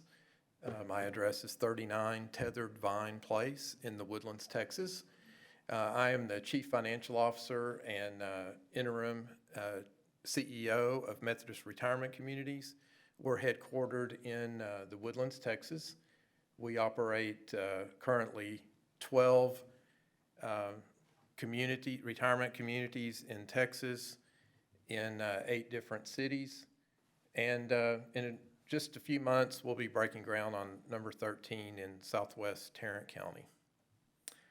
We have been in business since 1962. As was mentioned in Jackie's presentation, we are a not-for-profit 501c3 organization with a volunteer affiliation with the United Methodist Church in the Texas Annual Conference. On behalf of our volunteer board of directors, we appreciate the opportunity to talk to you tonight. Going into this project, we hired some key consultants to work on our behalf, and they're all represented here tonight. Greystone is our development team. 3 is the architect working on this, and then Barry that just opened up from Dunaway is our engineers. So I will turn it over to Barry. Thank you, Don. I'd like to thank the staff, Jackie and Ben, for doing such a complete presentation. It's always a pleasure to do something here in Colleyville because of the competent staff and elected officials and appointed officials. Just to talk a little bit about the site, all the exhibits that we have in this presentation, north is to the left, if you will. Cheeksparger is on the north side of the site. Wayne Drive is on the west side of the site. Bedford Court basically dead ends into the site there at Terra Village. There's a cell tower site that is sort of carved out of the site previously that's behind Terra Village. And the right-of-way dedication for Bedford Court actually extends through the cell tower site, but that portion of the pavement has not been constructed. We'd be doing that as part of this work. Covenant Christian Academy is on the other side of Wayne Drive to the west on that entire frontage. You can see I've highlighted the Bedford and Colleyville city limit line. So the city limit line falls along the south side of Terra Village, then along the east side of the property and along the south side of the property. So the residents that back up to us are in Bedford, and we went to extra trouble to notify them in addition to the neighborhood associations adjacent to us. As previously mentioned, this is the approved PUD site plan that was approved 7 or 8 years ago. And there's some key differences of what we're doing, but what I'd like to remind you of is that it's the same use. It's the same use. We're not changing the use. Actually, we're decreasing the use. We're decreasing the density. We're decreasing the intensity of the use. So it's not a whole new zoning case, if you will. It's a new PUD site plan with other PUD stipulations. One of the key components is the commercial retail area that was originally planned along Cheeksparger Road. This area was one of the major things that created traffic for the site because, as you know, traffic is generated more by the commercial coming and going. And there was a driveway directly onto Cheeksparger Road that we have deleted with this plan. I've highlighted it here on their screen now. So this area has been converted to just a parking lot, but more importantly, it's a large landscape buffer on our new plan, and we'll look at that further. The other thing, we've eliminated actually 2 drives on the south end of the site towards Wayne Drive, along Wayne Drive. So we're restricting the number of access points to Wayne Drive to control the traffic and also to direct the traffic. The previous plan, as Jackie mentioned, had 2 major buildings, if you will, the independent living to the south and the assisted care and memory care to the north. And they were disconnected, which is very inefficient if you're familiar with continuous care senior living. So this new development will have a centralized kitchen and common areas that can be used by all residents. So we're eliminating this cut-through traffic between Bedford Court and Wayne Drive, which we think is very significant. The other thing that I'd like to highlight is all this blue area.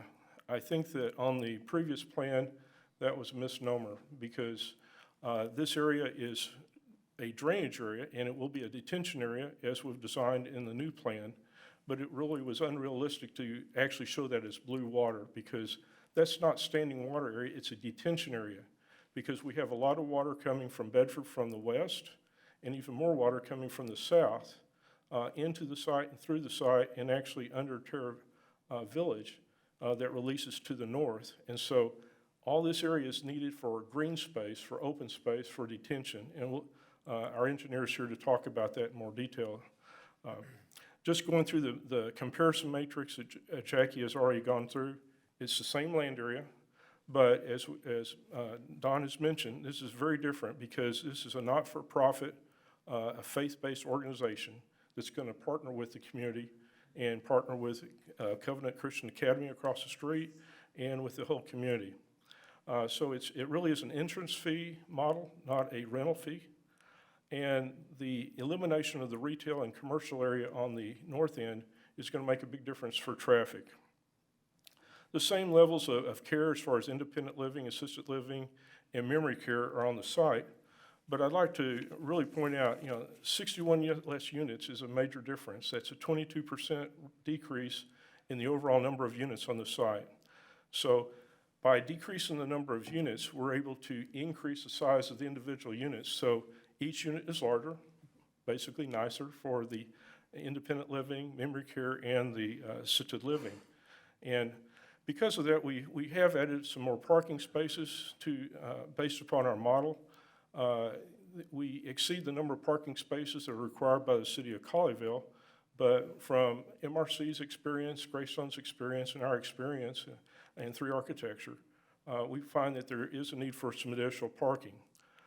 Some of the discussions that we've had already is with Covenant Christian Academy as far as some shared parking for special events.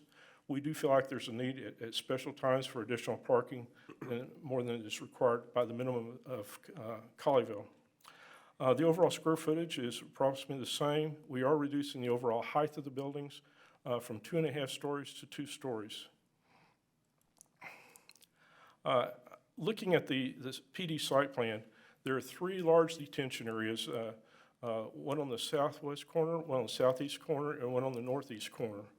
These are our 3 connected detention areas, and because the property falls across these areas, it will create a series of detention ponds, if you will, during a high rainfall time. The southwest area will capture water from the west. The southeast corner will actually capture the water from Cummings Drive that's coming directly off of Cummings Drive from Bedford. And then the final detention area at the northeast corner will release water into the pipe system that goes to the north. As I mentioned before, instead of having commercial along Cheeks-Sparger, we have a large landscape buffer in this area. This allows us to save trees and to add additional trees. There would be a monument sign at the corner. We've eliminated the driveway and pushed the driveway on Wayne Drive further to the south. As mentioned in the work session, we are planning on doing a right turn lane from Wayne Drive onto Cheeks-Sparger. Sidewalks will be added along Cheeks-Sparger, Wayne Drive, and Bedford Court. The perimeter landscape buffer, we're saving more trees. One thing I would say on the previous site plan, it was very conceptual, just showing, what it looks good as far as the number of trees. At the time the previous site plan was done 7 or 8 years ago, the city did not have an urban forester. Caleb Tandy, that came from the city of Fort Worth, is now the urban forester here for the city of Colleyville, and we went through a very detailed tree identification and preservation plan. It's actually 7 pages in your packet. So we are preserving more of the trees. The trees that are shown here on the PD site plan are the trees that are shown on the tree preservation plan. Yes, we are losing a number of trees, but a lot of those trees are under the footprint of the buildings. So we will be adding more trees as part of the landscape plan, but all we're showing at this point are the trees being preserved, which are very significant. As far as architect's rendering of the site plan, here it is. As I mentioned, we've eliminated the cut-through drive that went from Bedford Court to Wayne Drive.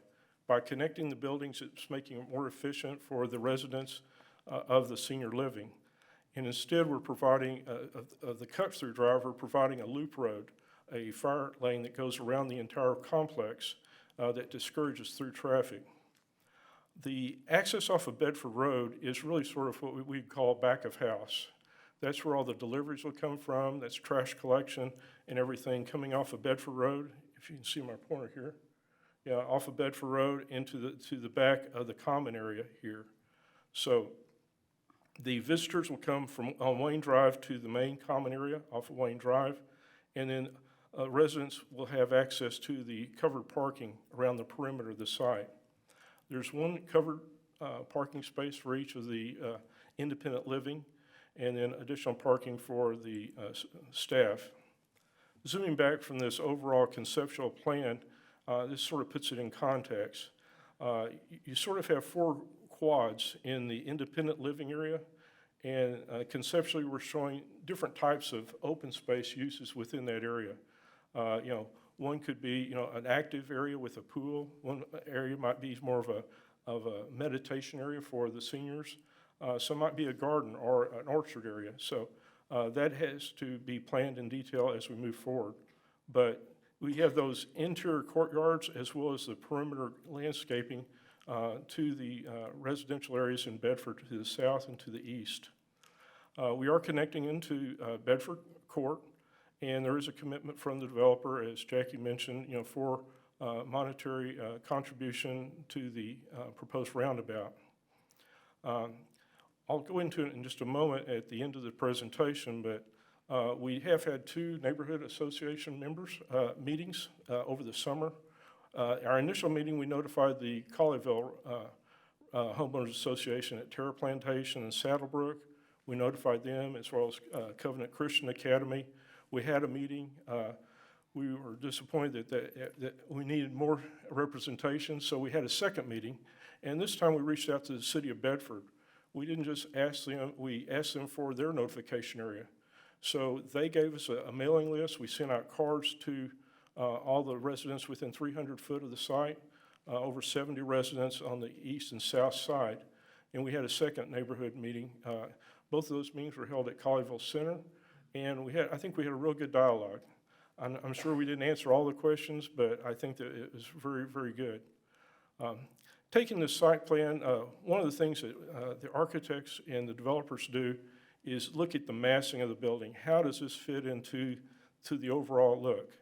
So this is a massing study that 3 architects done, and I'll turn this over to Rocky Berg to explain the architecture of the site.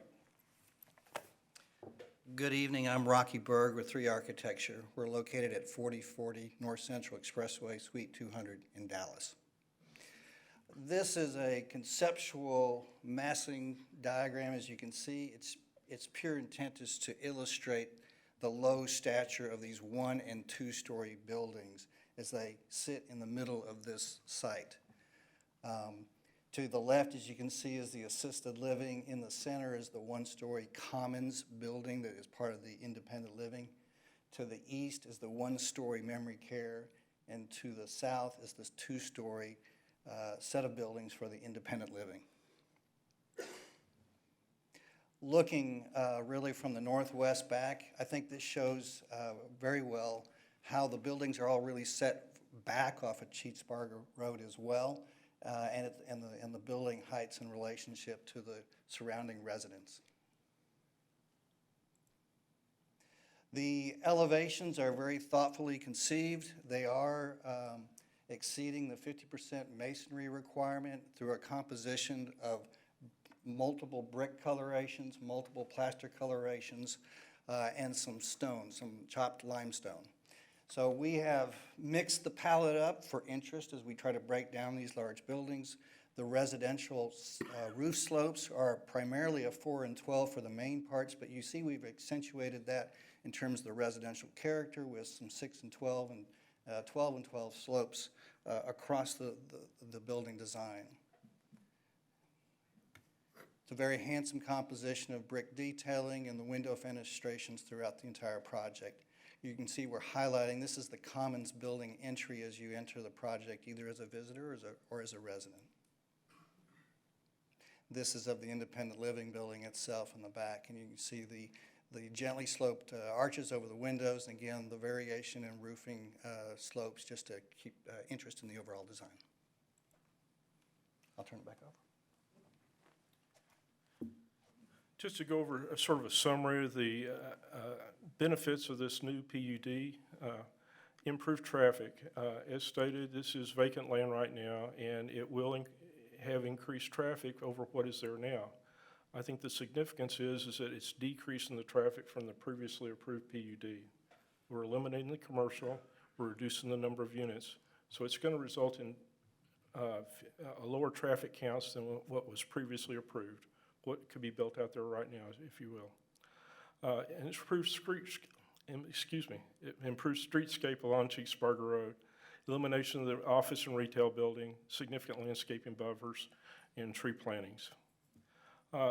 Also, I didn't mention this earlier, but possibility of partnerships with Covenant Christian Academy, overflow parking possibly for school functions, and the increased economic vitality of Terra Village. I think that you will see some of the residents of the senior living being able to walk over to Terra Village and utilize that existing commercial activity. So overall, this is a reduction in planning impact from the current plan, but it's basically the same use. But it provides state-of-the-art housing and services for the area's citizens, and most of the citizens residents will locate within a 5-mile radius. We've been working on this project with the city of Colleyville for over a year now. We had discussions in fall of 2018. We had our pre-development meeting in May. As I mentioned, we had 2 neighborhood meetings at the Colleyville Center over the summer. We submitted our zoning case after that, had our DRC, and then of course you had a briefing at your November meeting. So we feel like that we have done due diligence in improving this site.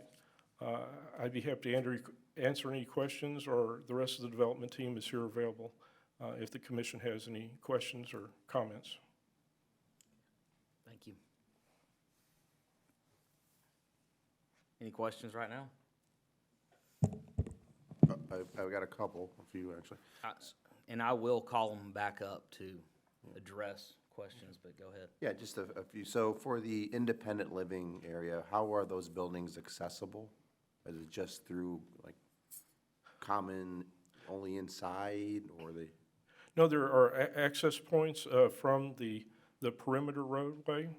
As I said, we have covered parking around that perimeter fire lane. So there's access points around each of the buildings. There is a connection to the commons area here so that they can access dining in the main hall, and food service can come from that building to the independent living areas as well. There is a pathway that goes through here, but it goes through several atriums, if you will, that are enclosed in climate control. There are elevators in each section of the building, even though it's only a 2-story building. But each resident has to enter kind of a common entrance. Off of a common hall. And Rocky can. You did. Surrounding the building, all the way around the perimeter, there are multiple access points into that independent living. Say you park your car just out in those adjacents, there'll be an access point into that independent living very close to where your residence is. Of course, at the front of the building, there's the ceremonial entrance to the building where anybody can enter as well, as visitors or residents as well, as you come to those common areas. And that's, there it is. So here's the porte cochere and the primary entry point. But around the perimeter, there are access points as you might park a car, come in. I guess I'm sorry to interrupt you. I guess what I'm getting at it. It's more of a, for lack of a better way to describe it, more of an apartment style versus a townhome style where each residence has their own individual entrance. It's more of an apartment style where it's a common entrance. You go to the hallway, enter your own individual door. You're through the hallway. correct, yes. From a security standpoint, it's a limited number of doors, very secure from that perspective, but yes, an entrance that'll get you into multiple residents. Okay. Yes. I'm sorry, that's what I was trying to get at. Yeah, okay. Sorry to interrupt you, but. Yep.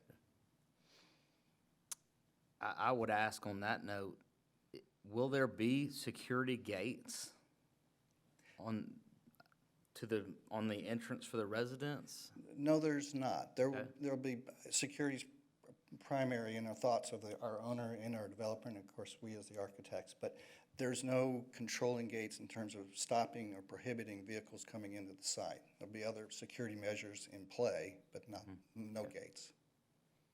Understood. Possibly before we have the public hearing, if I could get the civil engineer to approach to kind of give a more in-depth discussion around the detention ponds, where the water's coming from, where it's going.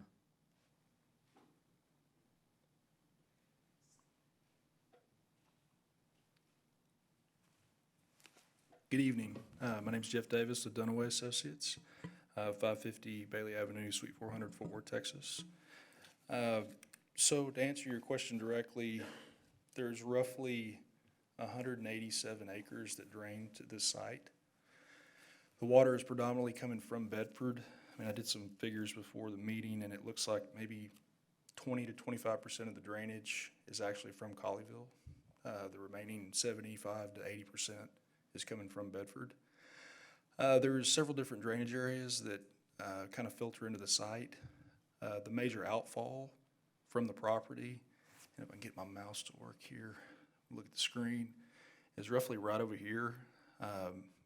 There are two large drainage pipes, 66-inch drainage pipes that are open, and then there's another one that comes in from Bedford from the east that ties into that drainage system and takes it all the way to Cheeks-Sparger.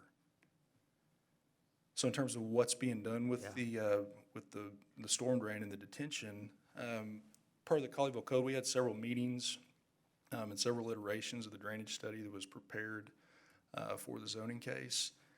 And per the code, we are essentially detaining water so that we don't have any impacts beyond what the site does. So there's existing water that comes from Bedford and partially from Colleyville, and the detention ponds are there to keep the rate of flow, or the cubic feet per second, at or below the existing conditions today.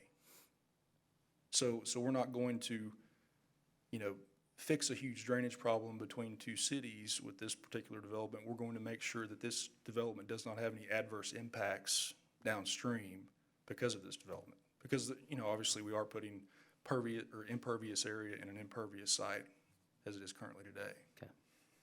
So it is not intended to hold any water for any long period of time? No, sir. It's intended to prevent any flooding. It moves it on into the eastern portion of the site, which goes into dual 66-inch lines, which is a sizable line.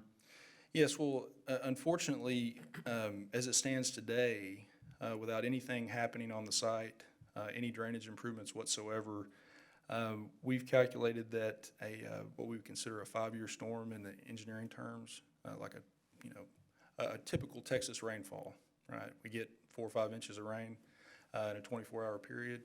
That will exceed the capacity of those 66-inch pipes as it stands today.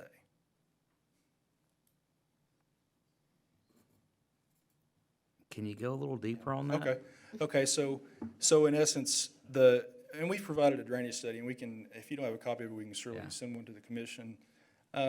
So in terms of drainage, so if we go to the highest level, that'd be a 100-year storm in the engineering world. What we propose to do is reduce the peak flow at that point by 160 CFS. Okay, so to put things in the in terms of scale, the existing conditions today in the 100-year event, there's 1,304 cubic feet per second that would come there in a 100-year rainfall event. Okay, we've shown that we would do a detention pond that would reduce that flow back to 1,144 CFS. So we would reduce the flow that's coming there today by a substantial amount. And that includes, following the land development code, which is that we're not going to increase the runoff that's caused by the development. Okay. So, forgive me if I'm asking the same question again. What type of rain event could these 2 or 3 areas hold before it affected the neighbors, the adjacent neighbors, et cetera? Could it hold a 100-year rain event? Could it deal with something like that? Yes, and what we've designed is we would have these detention ponds to basically reduce the flow rate to a point where the site is not having an adverse impact. Okay. It would essentially hold back enough water where it doesn't create an adverse impact because of the development. Yeah. But there's gonna be water that goes through regardless, because as of today, there's still a flooding issue without the development coming in.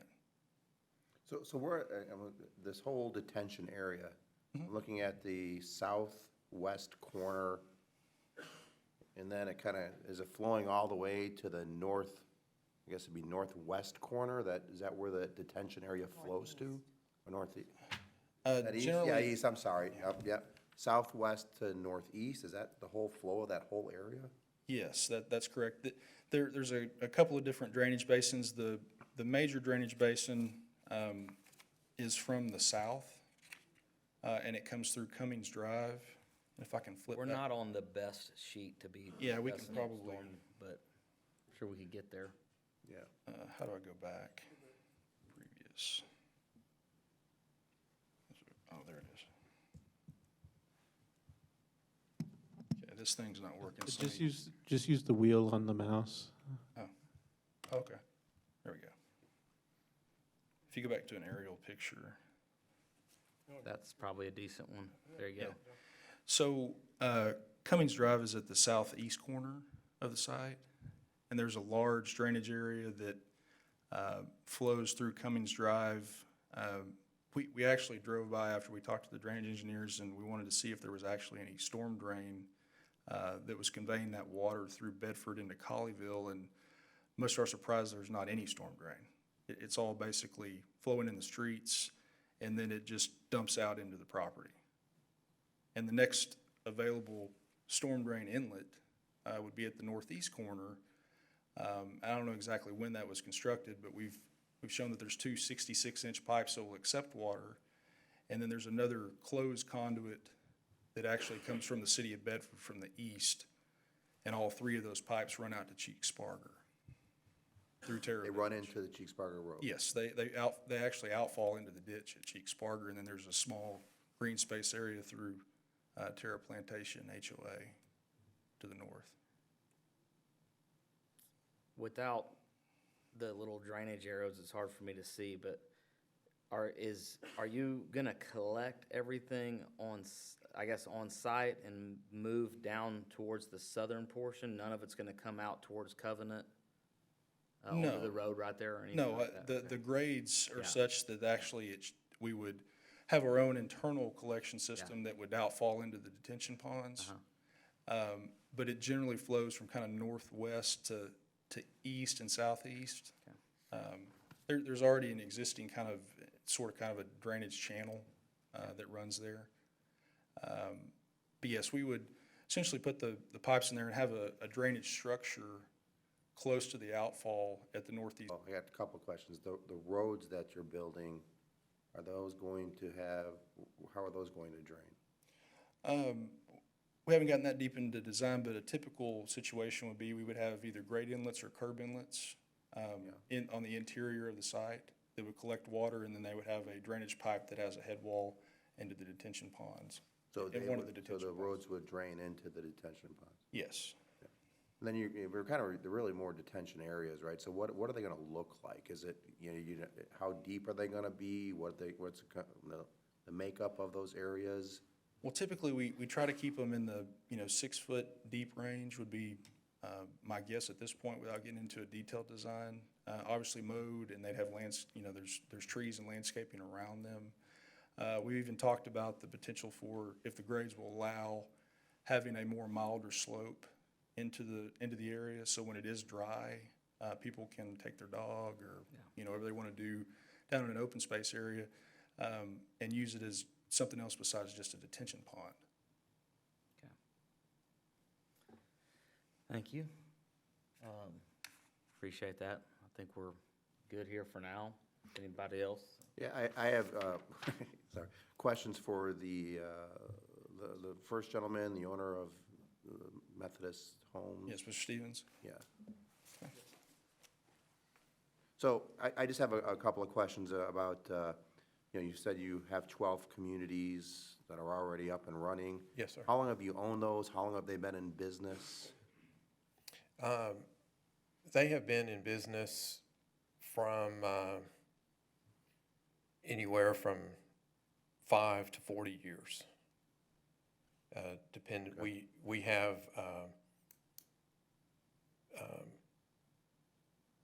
some that we've had for 20 to 30 years that we've kind of rebuilt along the way. So the age varies. Okay. Maybe a dumb question, because I know our population is aging, but have any of them gone out of business or needed to be reworked or reconfigured because of lack of occupancy or anything like that? No, sir. Okay. And then my other question is, this kind of looks like an apartment complex. So tell me, and I know, again, sounds like a dumb question, but there's a reason behind it. What differentiates, other than the age of the people living there, what differentiates this from just an apartment complex? That's not a dumb question at all. It's a very good question. What we provide our residents with in a lot of ways is peace of mind, where they can move in as an independent retiree, and as they need additional services, we'll have that for them. In a conventional, say, 55-plus apartment type development or a Del Webb type 55 place, they don't get those kind of services. We provide meals. We have round-the-clock nurses in case of emergencies. We do all of their maintenance, housekeeping, laundry.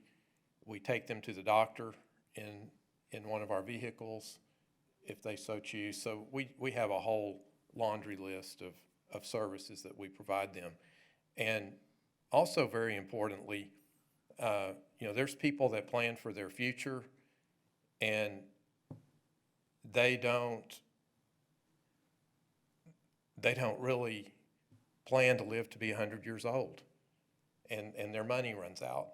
And as a not-for-profit, our commitment to our residents at all of our communities is that they never have to leave our community if they outlive their resources.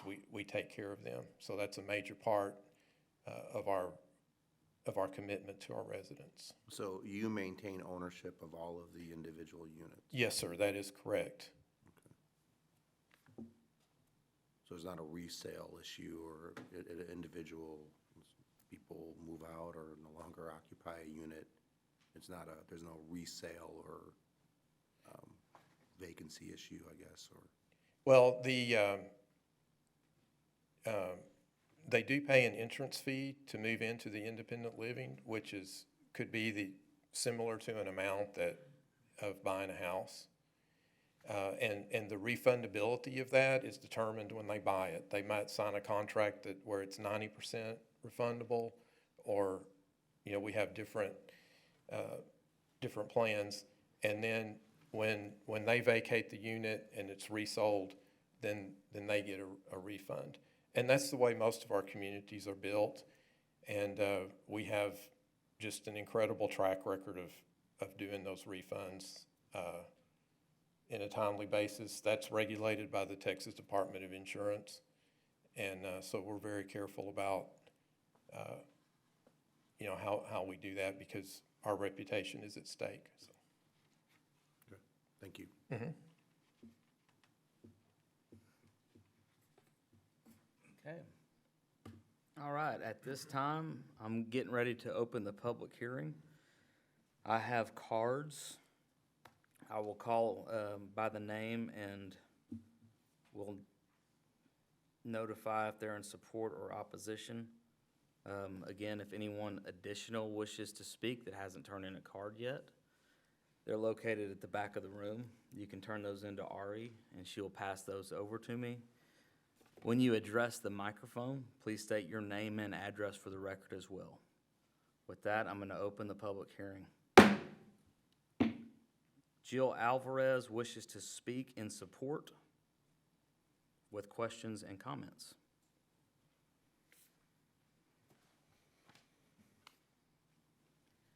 Good evening. My name is Jill Alvarez. I'm at 3705 Woodmont Court in Bedford.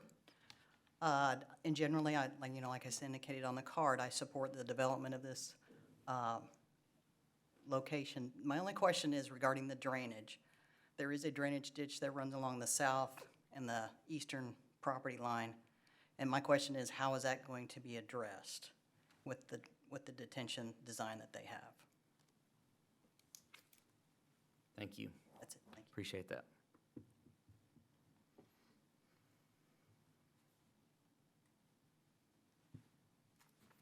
I'm going to make sure I get this right. Tom Buckaloo wishes to speak in opposition.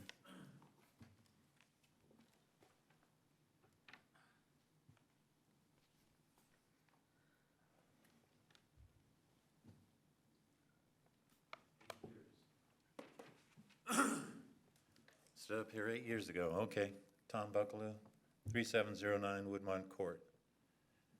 And I'm in opposition to the changes. I was against the original rezoning, and for reasons of obvious, my house is this one here. Jill is right there. She was just up here. So I agree we need to get this drainage. This is a very serious problem. You ought to see the water that goes through there. When we had that last, what did we have, 3 inches? You know, if somebody got in there, they'd been killed down here at the culvert. The flooding happens in here, by the way. If this retention area, that was the problem I had with this new one as opposed to the old one. I don't know if any of you remember, but the original plan by Heritage Farms was not, you know, this one. It was a lot bigger. So Don Wilson went ahead and compromised a bit. And with that, it got approved, even though 145 were against it and 26 were for. So my concerns, there's several of them, but mostly the fact that there's not as much retention area. And I measured by just, you know, I just had that flyer. This was sent to all of us. And so I could get an idea of what the distance from my fence to the edge of the first building. It was 100 feet on the new plan. On the old one, it was 250. So even if you have a 2-story as opposed to a 2.5, that's still not really to my advantage to see it change like this. It seems like they're putting in this this thing. They really are shoehorning this thing in there. It's the previous plan was actually quite aesthetic, at least from the top view. But I see this put in there, and I understand that something needs to, you know, something is eventually going to go back in there. But it's actually a very nice nature. I saw a fox there, a gray fox out there just lounging around a couple days ago. So there's a lot of wildlife out there that are going to be, well, who cares about wildlife, right? So in any case, the problem with the smaller retention area, and especially when it comes to running around right through here, and I'll tell you what, if this gets blocked off, it's going to be flooding, probably Terra, and in here too. Right now, the way it is, since it's all nature, the ground absorbs it. We're gonna have a bunch of concrete there now, so, a big problem. The ones, sorry for the people down here, but they're gonna probably have water in their yards. But we're not even dealing with 100-year storms anymore. I mean, how about the Woodlands, right? Down in Houston, they know about that stuff. So if we get the really big one, which we probably will have here, it's gonna be a problem. I think that and I have no idea, maybe somebody could tell me real quick, these buildings here, are these the single story or are these the two-story? Two-story. So you put all the two-story close to the Bedford residence, I see. Okay, that's convenient. The south end, they're not particularly pleased either because, again, they're gonna be about 100 feet there with a road between the buildings and our homes. I don't think any of us are that hopeful that nothing will happen back there, so we understand that something needs to go back, or will end up going back there. I've been there for 30 years, and aside from going back overseas for a while, I've been there all that time, and so, yeah. Other things, let's see, I covered the storms, drainage, yeah. The units, I'm actually kind of surprised just looking at the things that there's less units. I guess they're bigger units, but just from looking at the plan view, I'm just amazed that there's that. At least it'll address better traffic, I guess, but it certainly is going to aesthetically make it, well, miserable for the Bedford residents on the east and the south. Is there some way you could rearrange it? I don't know, but that would be my request. I don't know if there's anything else I can say. Jocelyn, did I forget anything? Okay. Well, thank you for your time, and that's it. Thank you. Okay. Jason Finch wishes to speak in opposition.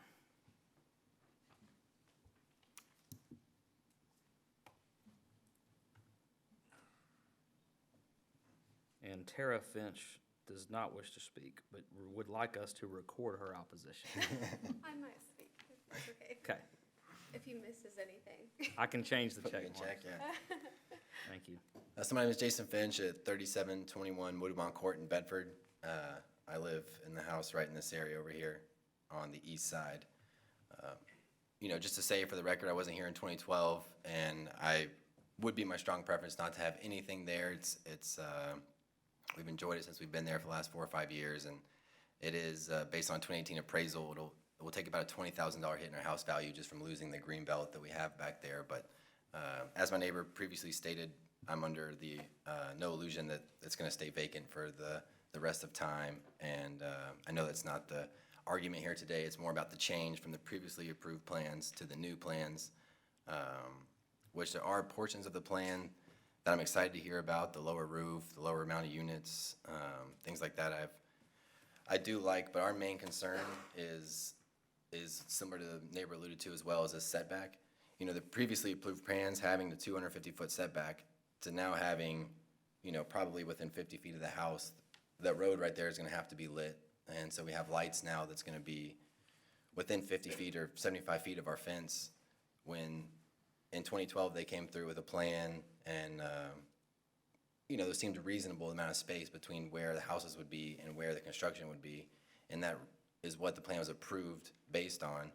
And I know that wasn't the original plans, but it's almost a little bit of a bait and switch to now come back with new plans that encroach much closer to our houses and affect us, and not only more with noise, traffic, cars driving by, lights, just a general view of what we're gonna see.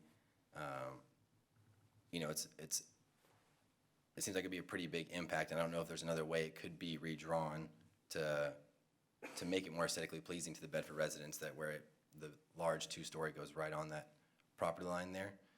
And so I'm not saying, obviously, no to the development, it's just if it could be reworked, giving us a bigger setback. And not only would that help us with the aesthetics, just like the neighbor stated as well, the drainage, it is tremendous through that area. When you know, I can look over the fence during these storms and it'll be 8 to 10 feet wide and just gushing like a pretty solid river that you would never want to get near that in an actual storm. And to see this little pinch point here and this little, I cannot imagine the water going through this without either flooding over into our zone or down into the streets below.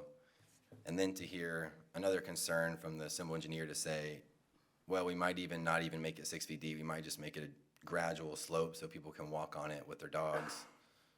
I mean, if you have that much water flowing through there and you just have a gradual little slope, you know, that makes it even worse on top of the already compounded problem based on these new plans. So with the amount of impact that we're going to receive, not only financially, but just to our day-to-day view and aesthetics, all I'm asking for is to reconsider to keep everything they have in here with just some way to pull it further back, give us a bigger setback, and then not only and help with that drainage too, to allow more room for drainage and for general setback for us. Anything else? You did good. I think that's it. Good job. Thank you. You didn't have to speak.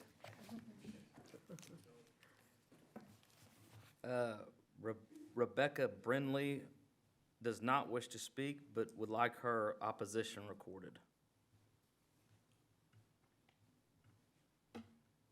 David Brindley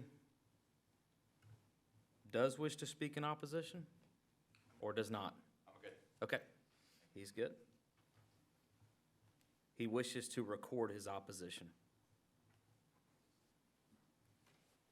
Greg Smith wishes to speak in support.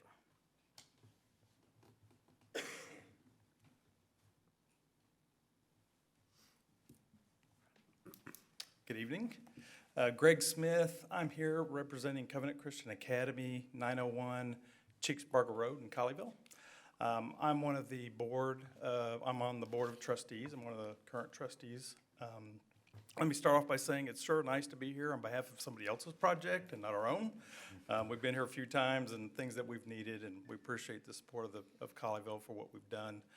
But I'm here in support of the project. Our Board of Trustees has authorized me to voice our support for the proposed plan. We have had the opportunity to meet with Greystone and MRC. They've initiated meetings with us to explain their plan, explain who they are and what they're all about. We've had opportunity to talk to them about traffic patterns, between what their program looks like, between our traffic patterns. So we've appreciated the fact that they've initiated these discussions with us. They've actually tweaked some things in their plan to accommodate what we do. And so we feel like, given that intentionality, also we've had, I should say too, we've had a chance to review the plan with them. We've also reviewed some of their other projects, and they build very nice, high-quality communities. And we feel like, given the quality of their construction, what their ideals are as an organization, and the fact that they've been very intentional with us, we feel like they would be a good neighbor and a very good addition to the community. So I'd like to voice support for their project. Thank you. Thank you.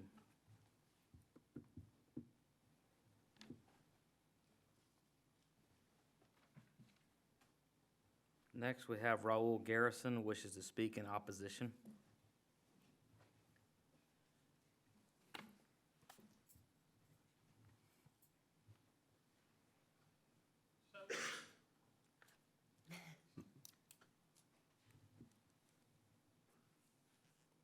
My name's Raul Garrison. I live at 909 Brestol Court East, which is the home that's right here behind this retention area. Currently, there's a creek. I call it a creek. We've called it a drainage system. We've lived there for 26 years. And this creek does run around the border. But during times of heavy rain, this area right in here gets flooded. makes it very difficult to pass through here sometimes, especially like last, was it Friday night, Saturday, when we had the big storm roll through here. You stay home, basically, you don't go out. Now, I'm not sure what they're doing here with these retention areas is gonna solve this problem. I doubt it. My one question is there gonna be a fence built around this property?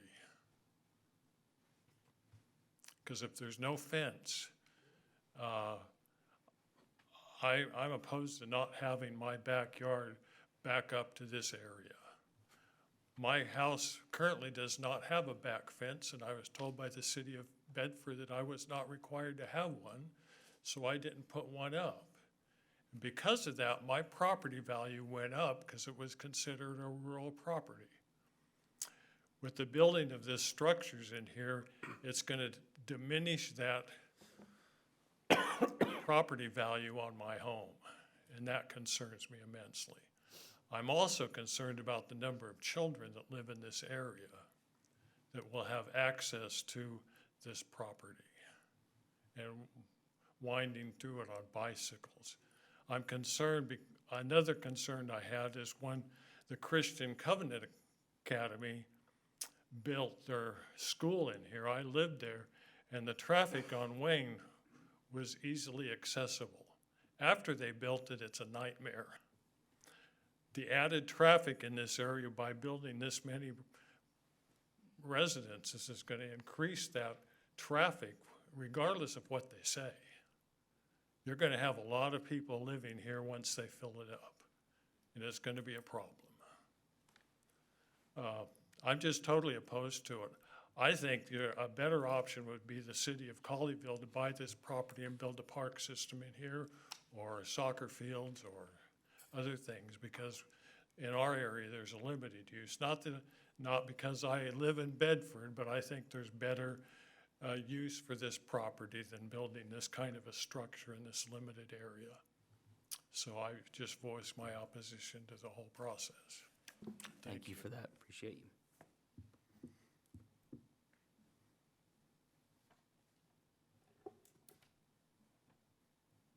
Roy Harrison wishes to speak in opposition.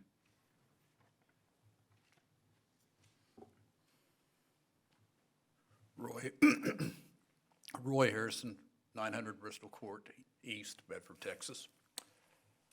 Sir, you talk 100-year flood. I'm from Oklahoma, Tulsa. 1973, we had a 100-year flood. 3 feet of water through my house. 1976, the next 100-year flood, I had 5.5 feet through my house, and I was driving my dad's boat in our front yard to get out. So 100-year floods, don't put a year on them, because they can happen anytime. But to my point, is the Christian Academy over there, they built a fence next to what is it, south? Why did you build such a big cement fence for? I was really impressed with that. I thought that was the right thing to do. If you could just address the commission. Oh, I'm sorry. Well, they built a nice fence, tall, and why can't they do that around this complex? Not wood, but nice cement, and it blocks the noise. You're gonna have ambulances there. You're gonna have people coming all hours of the night, another 320, parking spaces. Do you know, did anybody do a traffic count on Wayne? How much daily traffic there is there? The last traffic study done was 2012, correct? Well, the city may have traffic counts that they do periodically. They typically do that for all of the streets, but I'm not sure what it is today.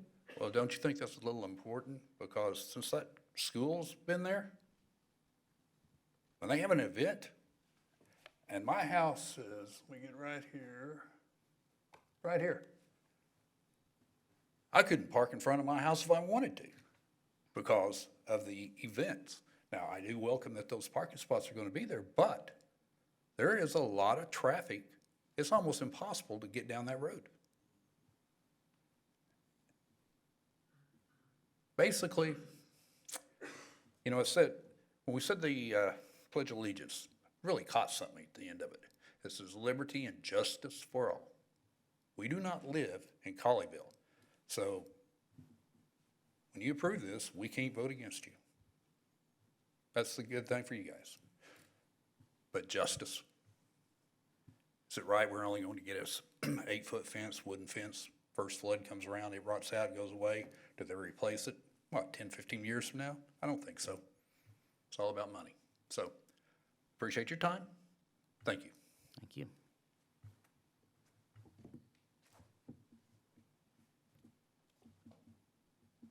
Any additional cards? Does anyone wish to speak before I close the public hearing? I'll speak. If you, I don't have a card filled out. come on up.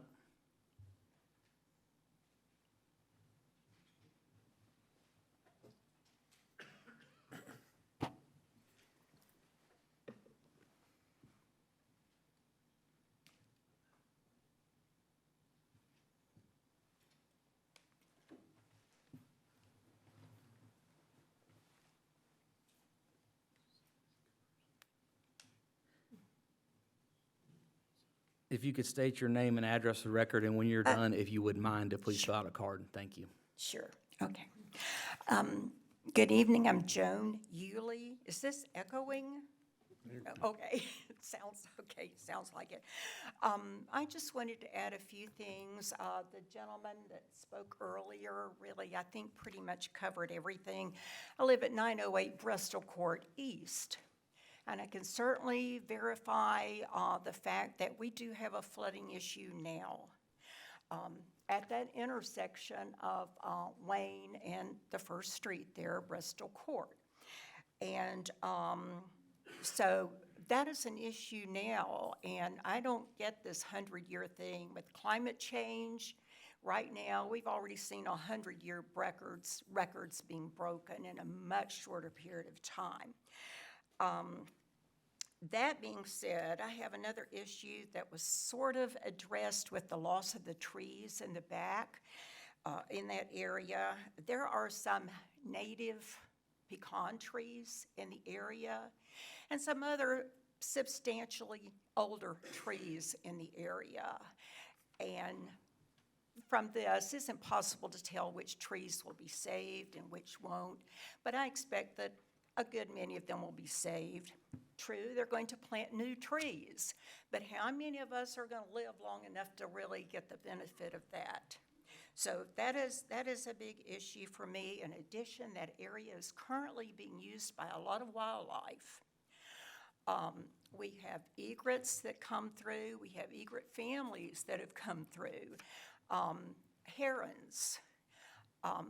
We have a substantial number of Cooper's hawks in the area. They're protected by the state of Texas. And I've seen the Cooper's hawks in the trees back there. So there are a lot of issues. I know homes are probably the priority concern of a lot of the people here, but it's not the only concern. And I just think that those things are important to people who bought homes in the area. We bought it at the time 30 years ago. It was kind of country. I mean, we were right at the end of Bedford, last street. For many years, we did have the enjoyment of the nature, and still do for that matter. But I'd really like you to take into consideration the wild. I think the park was an excellent idea. I thought of that myself. And it would give an additional place for the school kids to go to. We see the school at this time, there's a lot of cross-country runners that use part of that property running across the edge there. And, and they go up and down, they pass by our house running. So I think the less traffic we have in that area, the better off we are. As one person said, since the school was finished, we already have a lot more traffic. Wayne is a narrow 2-lane road, and there's a lot of school traffic that parks along Wayne. because it doesn't appear they have enough parking now as it is. Kids get in and out of cars along Wayne. So there's little kids running out to get in the car, to get picked up or whatever. So we've already got an issue with traffic and safety. And I think the proposal, I mean, it's almost like another city is being built there. And I think the proposal that's been made is going to exacerbate existing problems. Thank you. Thank you.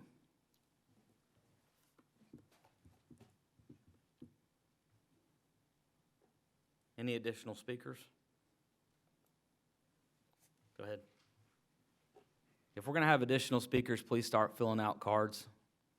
And ma'am, would you mind filling out a speaker card? Thank you. My name is Steve Sladen. I live at 1125 Michael Shawn. Been there 23 years. And the water comes down Cummings, and it will blow you away down there. And then they're talking about taking away the entry gates. My mother lives in a senior citizen center in Sherman, and they do have security gates for anybody. You're talking about their safety. You're taking down their gates. You're not even putting gates at the buildings. That's kind of, I know, it kind of conflicts with the covenant, because then they can't use it for their meetings and their extra activities, because people can't get in there. So they would vote that down real quick. But it needs to be considered about their safety of senior citizens. Because, okay, I live on a street that's pretty safe, but somebody broke into my house and stole some stuff. So now I have cameras. Also, your flood plain, is that going to be stoned, or is it going to be grass erosion from here out? Because that's what the city of Bedford, or Colleyville, just came in and put concrete bags around that hard turn down there, because it had eroded almost to these people's back fence. They just got through doing that a couple of years ago. There is a lot of water and nobody's paying attention. And there at Bristol and Wayne Court, yeah, if it rains hard, don't go that way. That's all I have to say. I am opposed to it. Thank you. Thank you.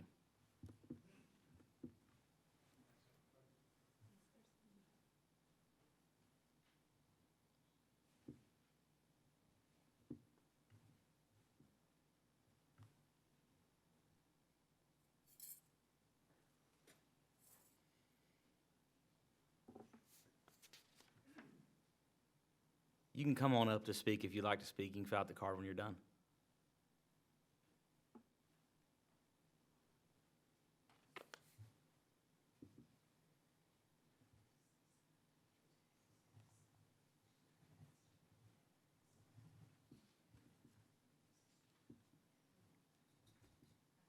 I am Jocelyn Bacolou. I just want to add a few things to what my husband said. I am on 3709 Woodmont Court, Bedford. And one of the concerns also I have with the construction of such a major plan is also it's going to be built, I imagine, in 2 phases. What kind of are you going to have one phase first, and which part is going to be built first, and the second phase, or you're going to level everything first? Because what we are very concerned in Bedford too is the noise. We have had, even though we are not right next to the football field that was built by Covenant Academy, even where we were, it was atrocious noise, constant tractors, every time, I guess for safety reason, backing out, they have to have those noises, but it was tremendous. So the noise pollution is unreal. And some people work shift work and everything, and, everybody needs to be able to function. And I was wondering, so what precautions, is it going to be taken into consideration? And also my concern also is the wildlife. It's there is quite a bit out there, and whether there will be some wildlife specialists that will be involved into removing the wildlife. But I'm really concerned also. I really would like to know, the phases and how long will this project take to build? Because if it's 2 years of constructions, it will be unbearable. Thank you. Thank you for your time. Could I get you to sign the bottom of this card and hand it back to her, please? Thank you. And did Joan already spoke, correct? Is this her card? Okay. Yeah, thank you, thank you.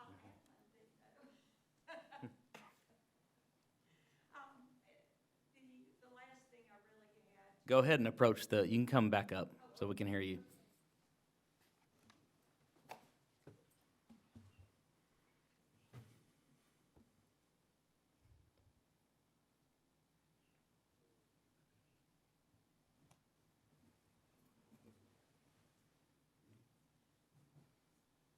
Okay, I'm Joan. The last thing I want to talk about tonight, I hope we'll have another chance later on, is the taxes and property values, which I think was mentioned earlier. As far as I would be aware, not really understanding all of this, but any tax revenue would go to the city of Colleyville, which I don't have a problem with. But nothing is, I can't see what Bedford gets out of this. Our taxes are going to continue to go up, but most likely our property values are going to go down, because how many people would willingly buy a house that backed up to this property? Maybe some, but if it were me buying a house, I would personally walk away, because I would see it for what it is, see the traffic, see the roads, and I'd walk away. So I think property values are going to go down in spite of what is said. I'm not doubting that it's going to be attractive, but it's just the concept of it and the fact that it isn't something that needs to be built in a residential neighborhood, which is basically what it is, because it's surrounded by private homeowners. And I think that's it. Thank you. Thank you.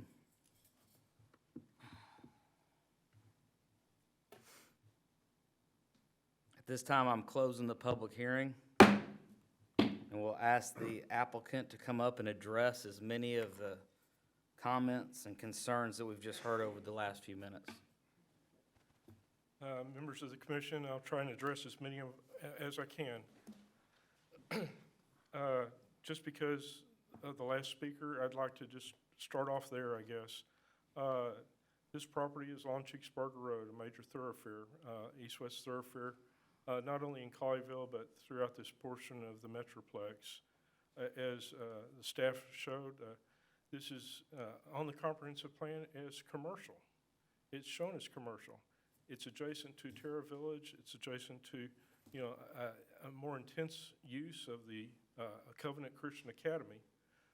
This senior living is a wonderful transition use between the commercial and the residential to the south, because this is a senior living, continuous care that is ideal for this site. It really is, because of some of the things that the residents have mentioned as far as the existing natural trees that will be preserved. Yes, some of the wildlife is going to go away to a large extent, but that's part of development. But as far as comprehensive plan, it's shown as commercial use, and so this is a quality use. And so what the city of Colleyville, I think, needs to look at is not only the use, but the quality of the development, the quality of the developer, and what's being proposed on the site. Tying directly into the land use is the traffic. This traffic is not going to go south into Bedford. The Bedford residents are talking about the traffic on Wayne Drive, which is in the city of Colleyville. That portion of Wayne Drive, Colleyville has elected to stay as a rural type of section without curb and gutter, because that's what's desired by the city of Colleyville. The Covenant Christian Academy handles their traffic with staggered start and end times. And this senior living facility will actually complement that because, traffic on Cheeksburg Road is heavy during peak hours, during rush hour, if you will, AM and PM. And the senior living facility will, the independent living will tend to have traffic in the off hours. Yes, there's going to be more traffic than is there now, but again, as we said, it's going to be less traffic than is what was on the previously approved plan. Screening. One of the reasons that we're proposing the 8-foot wooden screening fence, most of the properties to the south and to the east, the Bedford residents have their own screening fence, but it's a hodgepodge of different screening that faces their side. Our intention, as shown on the tree preservation plan, is to try and save as many of those perimeter trees as we can. And so by doing the wooden fence, that gives us more flexibility in putting the fence between the trees and create a nice continuous screening fence along the south and east borders of the property. If we were required to do a concrete wall, we would be removing even more of the trees. We would be glad to consider if the commission so desired and the city council to go back to the original wording that was in the previous plan with basically masonry columns at certain intervals with wooden screening. So I'll be glad to go back to that. Security. Part of the idea of security is a several phases, different levels of security. But we're not doing a gated community. It's important for the fire lane to be open and to be open for the independent living residents. And there's a very strong security protocol that I think the architect can address further if I don't answer it adequately. Drainage. Again, I'm not the engineer. I work in an engineering firm, but I'm the planner. So I'll try and put it in planning terms, What is required by the city of Colleyville is not to adversely affect the downstream neighbors. So we're not going to increase drainage from this site, to the south. We're trying to decrease the impact by detaining water. It's not retaining. We're not holding water on the site, but it's detention. Jeff can go into a lot of detail, but, there's erosion control to make sure that the perimeter of those fences do not get eroded to the south and to the east. There's energy dissipation. I think the residents are very right. The way the water comes down Cummings, it is a river actually coming into this property.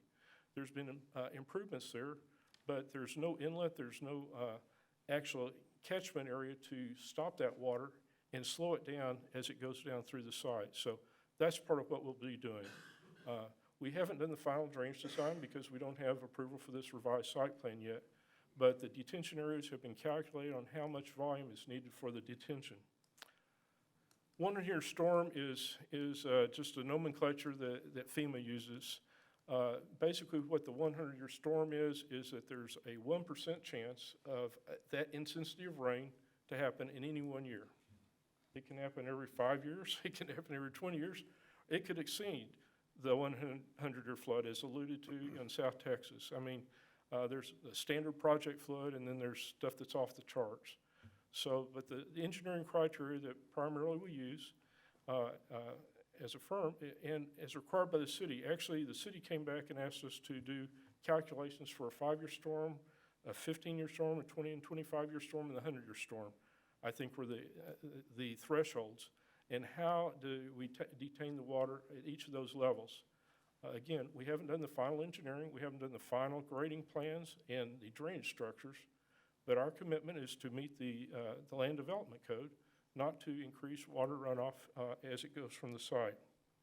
So I'd remind the commission that we have a recommendation from the staff for approval for a number of reasons, including its in conformance with the comprehensive plan, and it decreases the intensity of use that's been previously approved. we will continue our efforts to maintain the high quality that we're committed to and the type of development that the city of Colleyville would be proud of. Do others of the development team? In regards to the security, as the gentleman alluded to in terms of his parents, they're probably in memory care communities. And, okay, well, in this particular case, this area of the project, in this community, this is the memory care portion of it. In that area, we do have restricted access and coming and go for folks that are suffering from dementia. But as we just pointed out in the independent living, it is about graceful living and coming and going. And so there's not the need for an actually a gated community from that perspective in terms of residents being prohibited from leaving the property, so to speak. There will be many security measures put in place in terms of the door securities and cameras and that kind of thing. I did want to respond to just the orientation of the buildings just briefly, in that these are all two-story buildings, residentially scaled buildings in terms of the roofs and the articulation of the architecture. So just as though there would be a two-story building anywhere within this, if it were residential in terms of homes, single family, the buildings are scaled at that same scale. And then, of course, here, the orientation, speaking to just the orientation of the buildings, we're well within the setbacks prescribed for this type of zoning in this commercial classification, just in terms of the overall zoning classification. So we've, in my opinion, articulated the buildings stepping away from the horizontal boundary lines of the property, diminishing the effect on its adjacent owners. Thank you.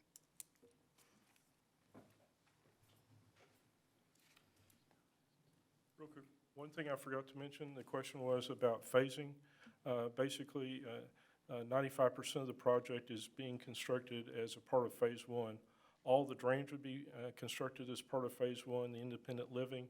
The Phase 2 portion is in this area, an expansion of the assisted living and memory care, and some additional parking up here on the north end.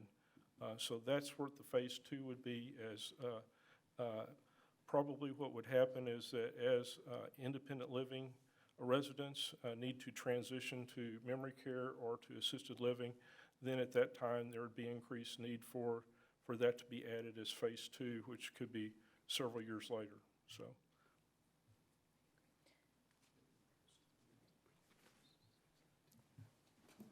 Address some of the drainage concerns. As Barry mentioned, the intent to follow the City of Colleyville's code is to not increase the runoff downstream, but in addition to that, it's not only being cautious of that, but also making sure that water does not back up onto somebody else's property. That's standard engineering practice. And the intent with the design would be to make sure that water does not back up onto anybody's property that's along the south and east side of the property. And I think, the erosion concern is valid. I think that, we've got several different ways to address that from a design standpoint that are well within the City of Colleyville's code requirements. And seeing the folks come out here from Bedford, I think there is a valid concern, and I urge them to, just like they have tonight, go to Bedford and request some assistance with the drainage down there because, unfortunately, at this commission, there's nothing that you can physically do or the city council can physically do, but there are things that the city engineers and the city council and staff over at Bedford can do in the future to help alleviate some of their drainage concerns. All right, thank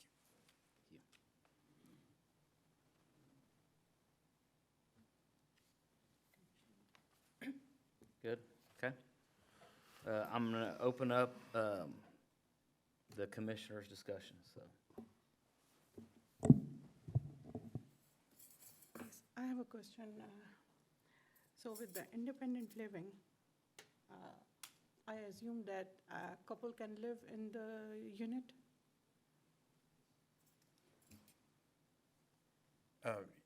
Yes, the question was, can a couple live in independent living? And yes, in any of the units that is possible.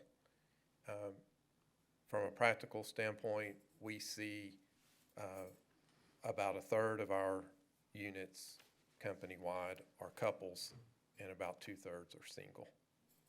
Okay, Thank you. I have a question with this stuff. How long will first responders will take to, if something happened and need to evacuate the building?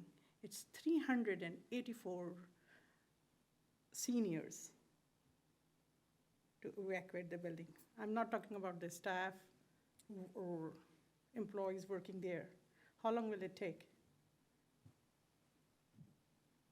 Being inside the city limits, it'll just be whatever their response is for adjacent properties to this. I believe that they're below 4 minutes for response citywide. Now that's probably an average, but I mean, it'd just be like responding to Covenant Christian Academy or Terra Village if there was a need for emergency response.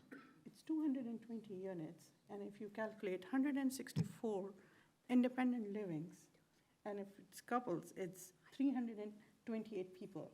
In total, 384 residents living there on that property. I'm not talking about the staff or employees or anyone who's working there or the visitors. That's my point. Thank you. And I would like to see from the staff if you can provide us a 5-year flood plan and 100-year flood plan for this property. So we can It's provide a 2 map years. with the contours on it, but the only thing that we will have as far as any identifiable floodplain or floodway areas would be from FEMA through our firm maps, but we can make sure that that's included. I don't believe that this area has floodplain, but we'll verify that.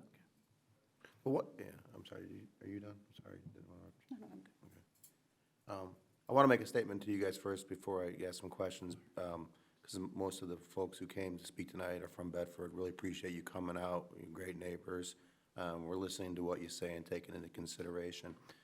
Just so you know what our role is, and because you're from Bedford, you may not know, we're an advisory panel. We don't make the final decision. We do make a recommendation to City Council. We'd like to think that they take our recommendations and our feedback and our commentary seriously. But at the end of the day, it's, if we approve it, City Council still has to approve it.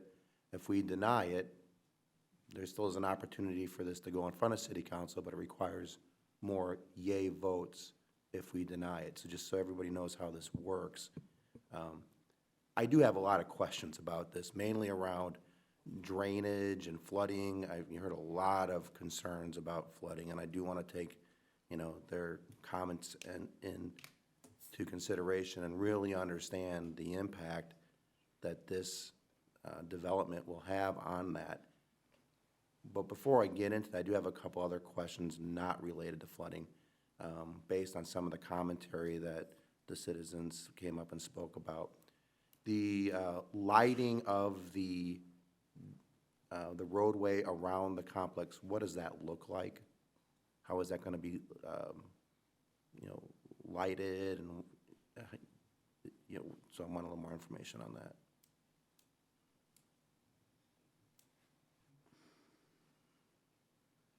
Around the perimeter of the independent living are where the covered parking spaces are located. So I would anticipate there to be downlighting underneath the sloped roofs of the covered parking that will help illuminate the cars that are parked there, but it would be downlighting and shielded, so there shouldn't be significant spillover light to the south or east. There won't be any street lighting on the actual roadways? Again, this is it's not a public street, it's a fire lane, for the residents. And so, I would anticipate it'd be more pedestrian type lighting along the walkways, for them. Not large Cobra head street lights that wouldn't be appropriate for the setting of this site. Okay. And then how wide are those roadways? I know they're believe- 2-lane, right? But how? Yeah, they're 26 feet. 26 feet. Okay. So.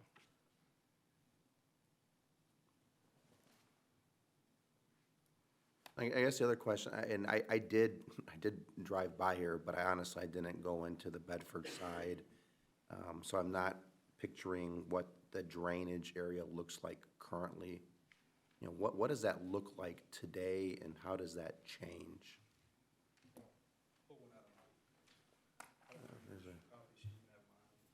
You can actually, if you wanna. Yeah, you can put it underneath the camera. Yeah, You so can just put it on the clear piece you can right see, there. you'll be able to. There you go. That way.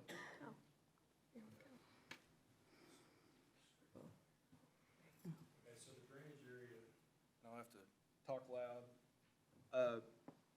If you look on the map here, this right here is one of the major contributing drainage areas down. Can you, kind of, Just move it. There's Tara. yeah, I'm trying to see for you where I'm looking. Okay, there's Tara. Got it. Yeah, I see it now. Thank you. This is north, Okay. and then this is the site right here. Yep. This is Cheek Sparger, and this is Wayne. right? Now I get, I just had a Okay. hard time orientating it. Thanks. Yeah, well, it's upside down. I guess I could. Let's go ahead and do the sign. That's fine. Oh, you would? Yeah, go ahead and delineate it. I've got a red. Yeah, and okay. And he's got a larger one, so that probably work a little better. So that's, Yeah. Got it now, yeah. There's the site. So if we're looking at it from, and this way would be north, there's a large drainage area that comes into Cummings Drive out of Bedford where it just dead ends into the property. That's one major contributing drainage area. And then the other one that I know somebody mentioned along Wayne Drive, there is another ditch that runs east and then north. There's a large drainage area that comes down to Wayne and then drains into that ditch. Those are the two predominant drainage areas. There's another large drainage area over here, and a lot of that's captured in a pipe in Bedford, and it actually runs along the edge of the site and then goes underground and discharges north of Cheek Sparger. There is some drainage that comes across from the west that comes across Wayne Drive. The Christian school comes across Wayne Drive with some of their drainage. And then you've got the internal drainage here that would drain to this point right here where the two 66-inch pipes are that cross Bedford Court and go north to Cheek Sparger.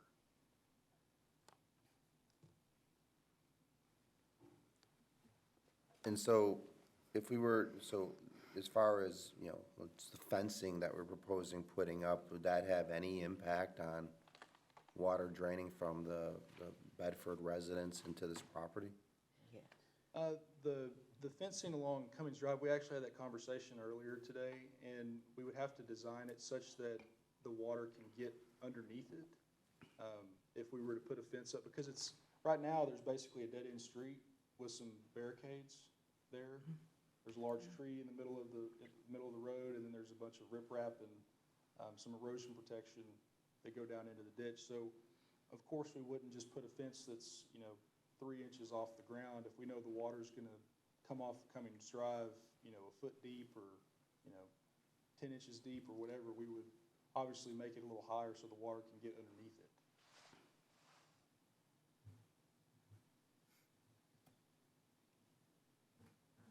Okay. And then what is with the retention areas, what is the most narrow area? Does that make sense? So Yes. How narrow is the most narrow area, and where is it at? Can we go back to that drawing? It's right here. It's right here. I have a scale. Is it, yeah, where's? Right here. The narrowest area would probably be right in here. There's an there is an existing ditch wall, or I would say a slope up against the residents that a lot of them are here tonight. There's an existing slope that's naturally there anyways in that particular area. And there's several ways to combat that. I mean, obviously, we have guidelines to follow and making sure that there's not erosion and we're not increasing the water surface elevation from what it currently is today. So, in my opinion, there could be a series of ponds. There could be what we would call an erosion control mat put up against the slope to impede erosion. Better than what's there today, because if you've been out to the site, there are spots where you can see the water is eroded away at some of the tree roots. Some of the fences are getting a little uneasy.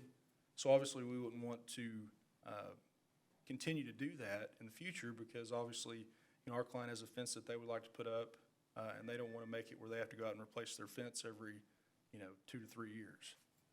So we'd provide some stability along that slope, in addition to just doing a detention pond. Okay. Thank you. What happens to the stock pond that's already there that all of the wildlife into the geese, the ducks, and the herons, and there's many, many different types of wildlife that are in that area right now. I've been going there for the past 20 years with my granddaughters, and we go out and take pictures with the ducks and the geese, and that's all going to go away. Okay. Thank you. What's going to happen to the stock? The question is, yes, it would go away. And to answer your question, in terms of an environmentally, environmental area, it's our understanding that it's not classified as jurisdictional waters, which would be something that would have to go through the Corps of Engineers, and there's a whole permitting process to go through. Unfortunately, that is not a jurisdictional water and regulated by the Corps of Engineers, to my knowledge. Okay, thank you. I have some questions. Go ahead. One being, I believe Ms. Buckaloo had inquired about the length of time to establish the project fully. Is there someone here who can tell us what the plan would be, assuming it's approved? When you plan to start and what length of time it might take to achieve a completed project? There is a process that we have to go through in order to get the financing to begin construction. And that process is that a percentage of all of these independent living units have to have deposits on them. And normally that is around 70%. And so once we purchase the land, we would immediately start marketing the community. And we would estimate that it would take about let's just say around 18 months to do that marketing. And at that point, we can go out and obtain our financing to break ground and start construction. And then from that point, we're estimating, of course, there's still final design to be done, but we're talking about an 18 to 22 or so month construction period. Beyond that time that it's going to take to get the financing? That's correct. So we're talking about maybe 3 years away? If we bought the land today, from the time that we purchase the land, we're talking about a 3-year period, a good 3-year period till we open the doors. Thank you for that. Another question I have, because you have, you said 12 communities in Texas in 8 different cities, so are there local facilities that if these residents wanted to see something of your a type of facility, is there something local that you could share so that could give some people peace of mind? Definitely. In fact, when we're in that marketing process right now in the community I mentioned that we'll be breaking ground in Fort Worth. We're nearing the end of the marketing, getting ready to break ground. And with a lot of those residents, we invited them to come and look at some of our other communities. And I think a large number of them went down to College Station.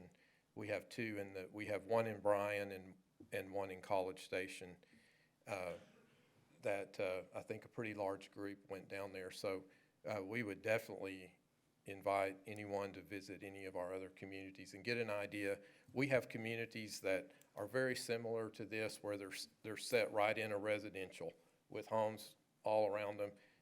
We have some that are more out in the, so we have a variety of of settings, but we would definitely invite people to go out and look at the type of construction we do and how it fits into the community. Okay, I think that, I mean, that could help someone, I don't know, but that was one question I had. And then,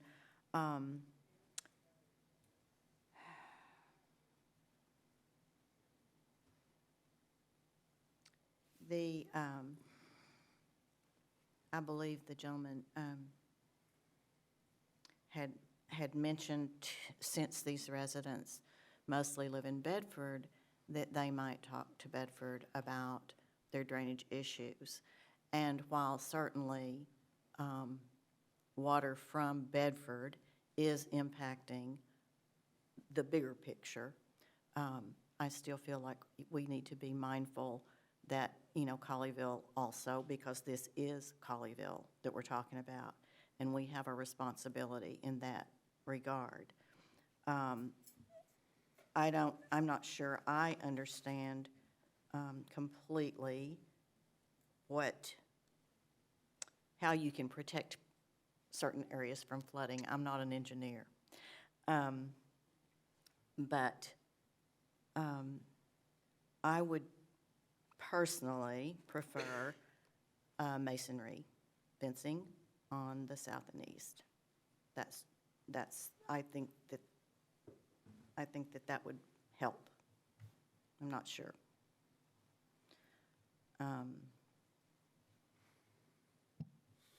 Yeah, the fencing and the drainage are my concerns.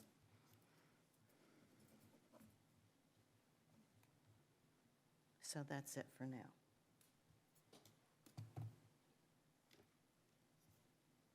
I'll just make one comment about the fencing.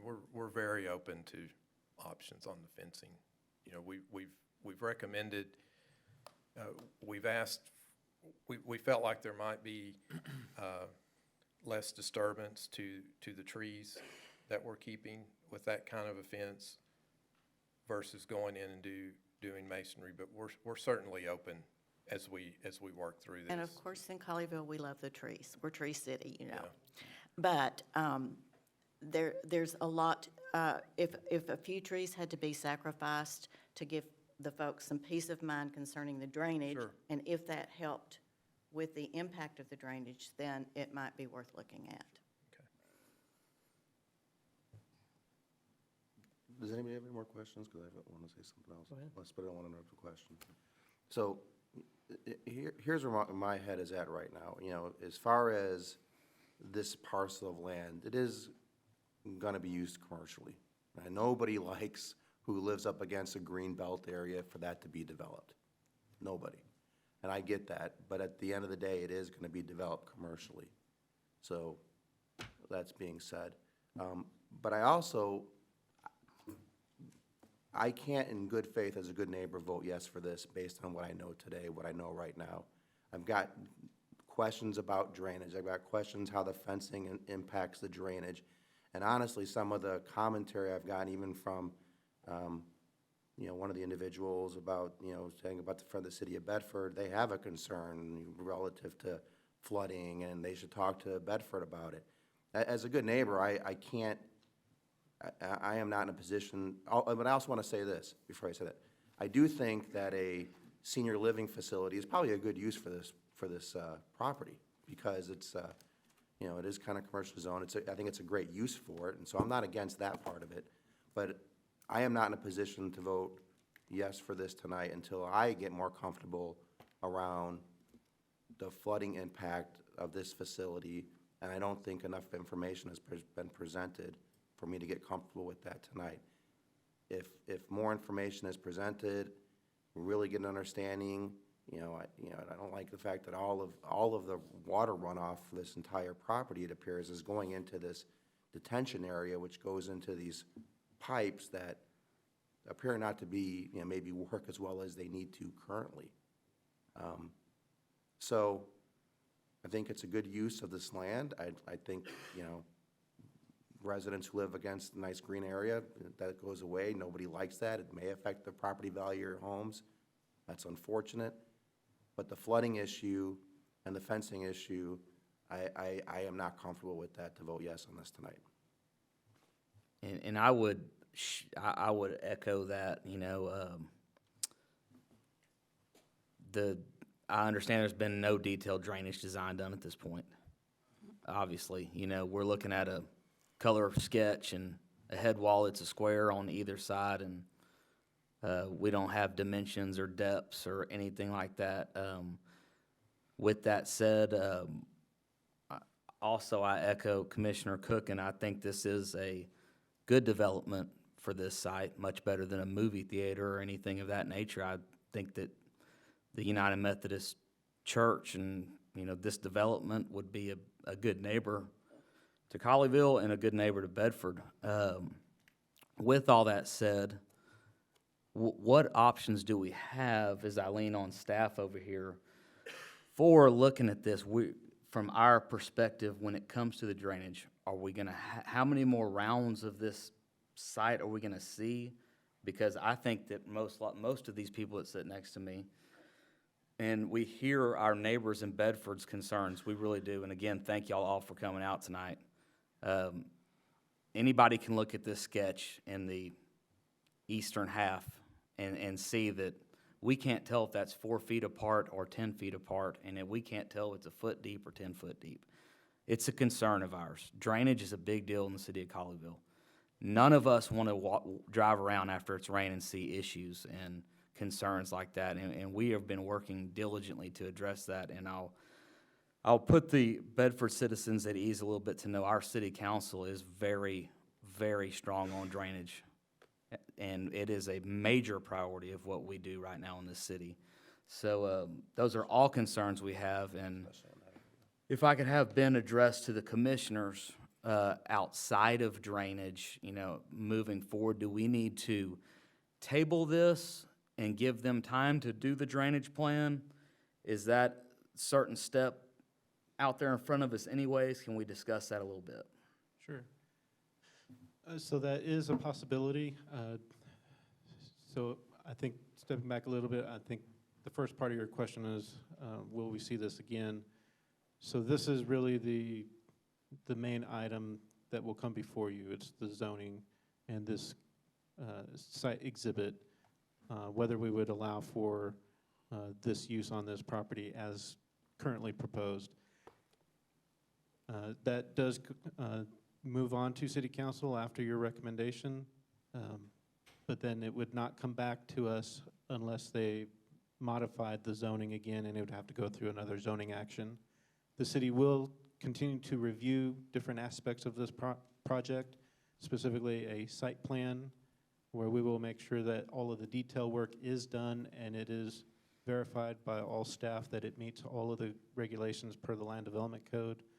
If it does, that will be approved, but it's just at a staff level. It does not come to the Planning and Zoning Commission or City Council. And then the building permit process as well. So there still are a couple steps after this where the city is still involved, but it wouldn't necessarily come before you guys. So this is really the big step that they need, where it requires this approval from the city in order for it to continue beyond to those other steps. And what options do we have as far as, could we potentially vote to pass with a prejudice and request drainage studies be done, et cetera, as well as a concern I have is I'm not sure that the Bedford residents really want an 8-foot tall masonry fence that takes 6 months to build behind their house. They may not want that.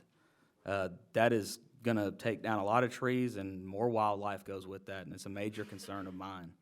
So I certainly would not be in favor of that. That's just, it looks like a waste of money, a waste of trees, a waste of wildlife, a waste of people being out months on end who have to walk their dog in their backyard on a leash because, there's a masonry fence being built 1 brick at a time.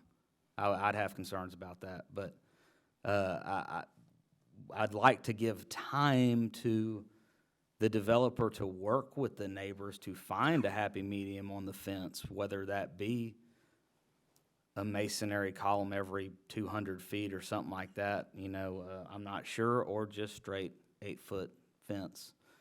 I would also like an understanding of who owns that fence. Is it gonna be on is it a split fence, or is it on the retirement community to maintain it in its full? Yeah, so to answer that last question, it would be the responsibility of the Methodist retirement community to build it and maintain it. It is a requirement for this use when adjacent to single-family residential, so the responsibility would be entirely on the senior living community as far as both construction and maintenance. As far as what to do with this request today, I think the commission does have the authority to table it, but I'm of the opinion that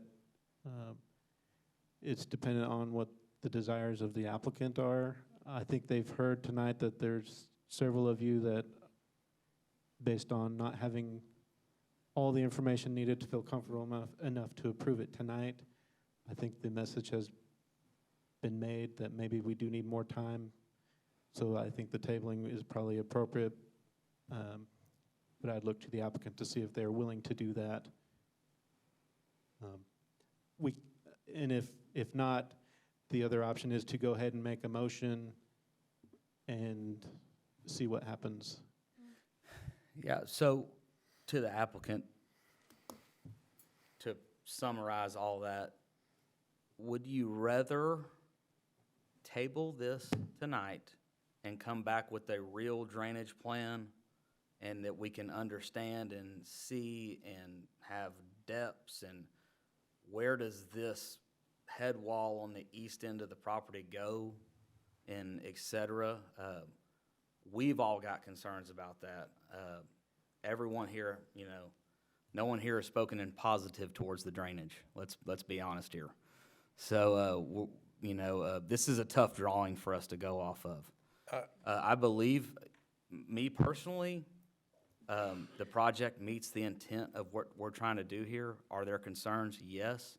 So the options would be to table it, come back with a good drainage plan, and a fence plan that the community can get their arms around and everybody's on the same page with, or to face a motion tonight, possible approval, possible defeat, and you deal with what comes from that. I'll want our engineers to come in, and I'm gonna apologize to them. When I'm as a non-engineer talking about drainage, that's dangerous. But I just want to say, we approach this for this particular event to come to you, to this board, to this commission. We feel like we've done the adequate work that says that this site has potential and that there is a solution to the drainage. Obviously, we can talk about what kind of fence we want to put up. Forgive me if I'm wrong, but I don't understand what bearing the fence has on your decision tonight, because there's many options on the fence. We are very, very sensitive as an organization to drainage. We spent a long period of time and a large sum of money at a community that we opened in 2015 in League City. 2 years later, that facility took on 52 inches of rain in 3 days, and it was an island in League City because of the preparation that we did. In fact, they were using our community to helicopter people in from people that hadn't done the planning that we did. So we are very sensitive to this issue. But we feel like there's a lot, we feel like we've presented enough to say that this site can be developed. There's a lot of work to be done on the drainage. Quite frankly, our view is that comes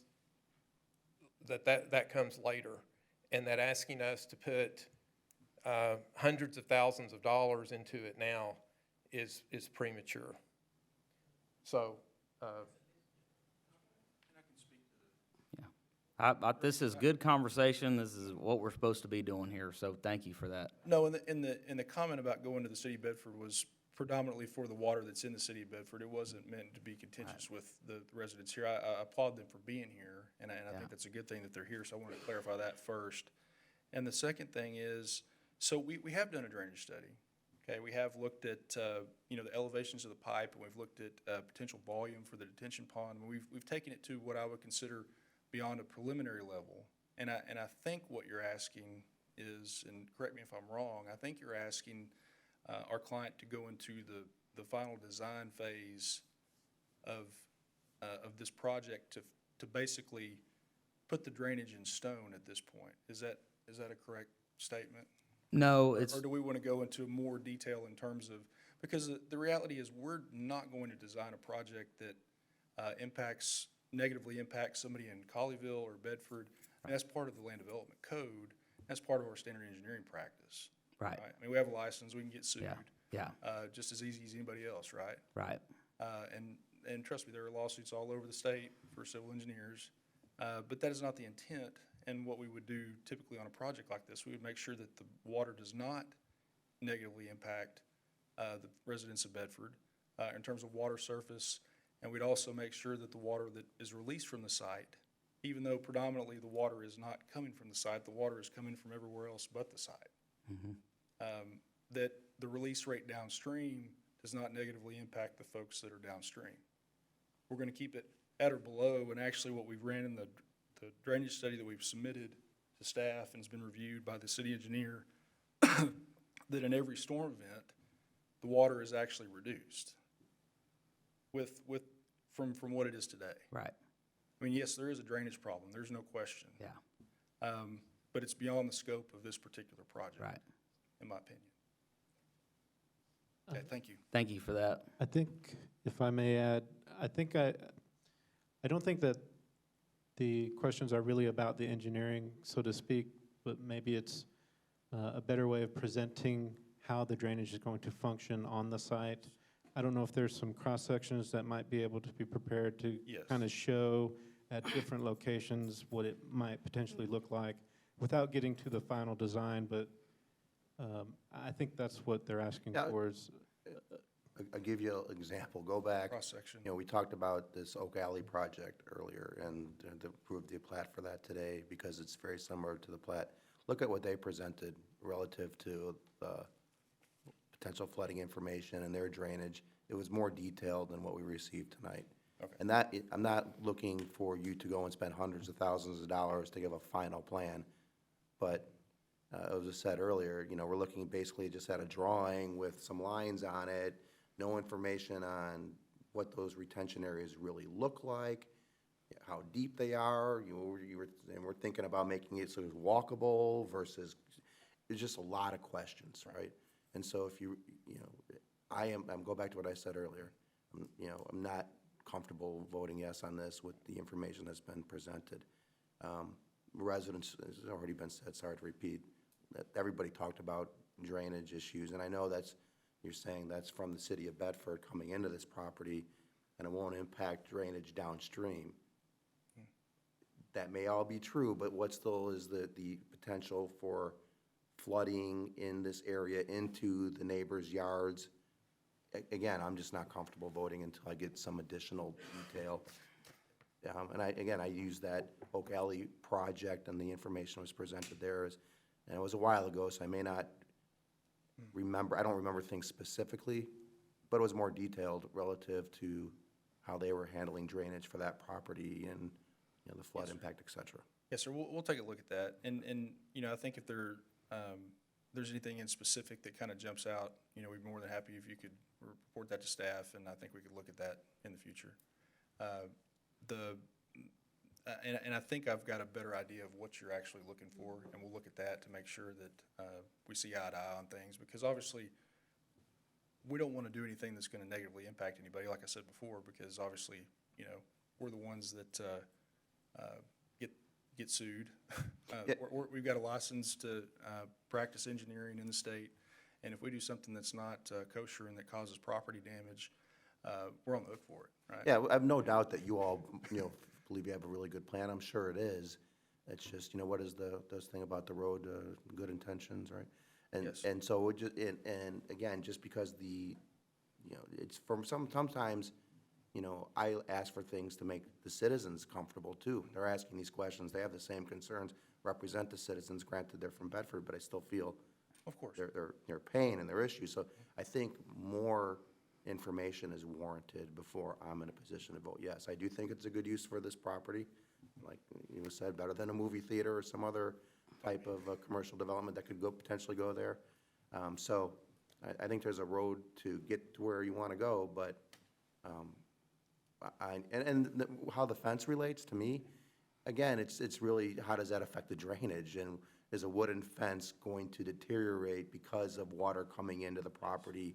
Is, you know, I don't, you know, and from a, you know, how it looks over time, that's an issue. But to me, it's more, how does this fence affect, you know, the Well, water there's a lot of flow in things the to area? consider. It's that, it's maintenance, I mean, there's a lot of Yeah, things to right. consider So- when looking at fencing, so I can understand that. Okay. And just to make sure I'm clear, because we want to make sure that we have enough information to provide that is adequate to make everybody comfortable, and I think part of this process is we want to make sure that we're not trying to hit a moving target for our clients. So, and I say that in that, you know, Commissioner Saeed's interpretation of what she wants to see may be different than yours in terms of the drainage. So if we could have a clear, concise, and I'm not saying that because everybody's different and they all understand things differently.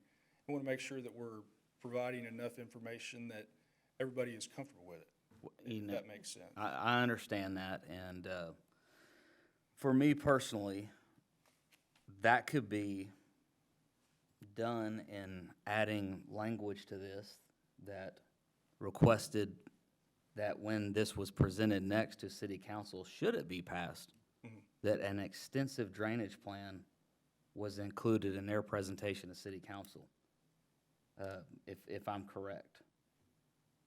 You can make that request, yeah. We can add that to the language. Now, I will say, I don't know that well, it goes back to what level of engineering we're looking for them to do right now. Yeah. How these developments work is they don't buy the land until the zoning's been approved, if I'm correct, most of the time. That's So, but if you say. The majority of the case, yeah. But if you say extensive, then that's subjective.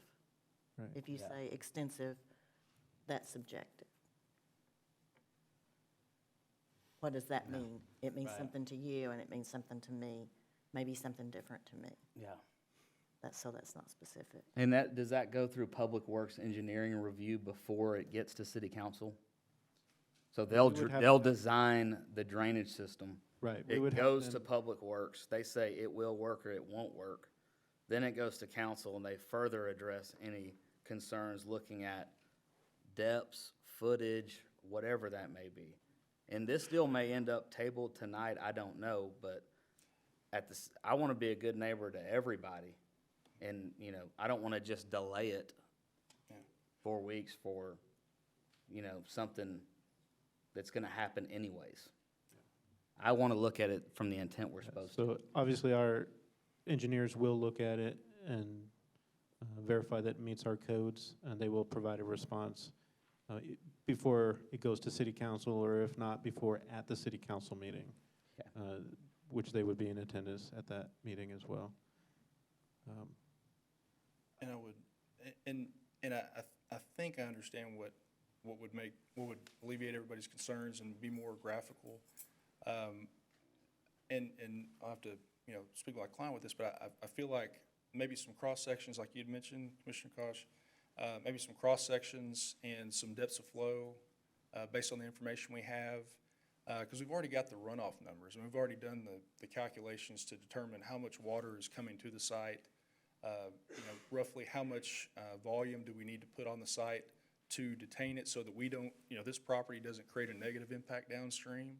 So I think kind of the interim solution, it's not extensive, like we're going in and designing every single aspect of the drainage, because there's a lot of things that have to happen for that. Specifically on the site, we've got to understand where we're going to put all of our drainage inlets and how that flows. But we can give you cross-sections that says, hey, here's the existing water surface, here's the water surface that we are going to provide with the drainage plans, the drainage construction plans, and show that it hey, we're either gonna keep it as is or make it better than it was before. Right. And in terms of, because, you've got homes along that whole edge, I mean, I would be concerned too in terms of erosion.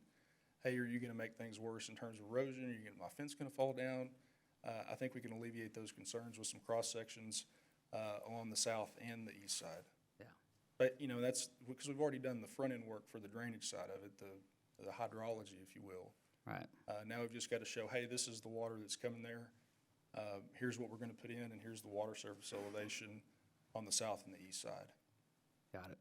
So we could put some notations in there for cross-sections of the drainage plan. But, I'm sorry, what is the best path to do it? Because I'm more comfortable tabling it and getting that information before voting versus putting that type of language in and improving it a certain way.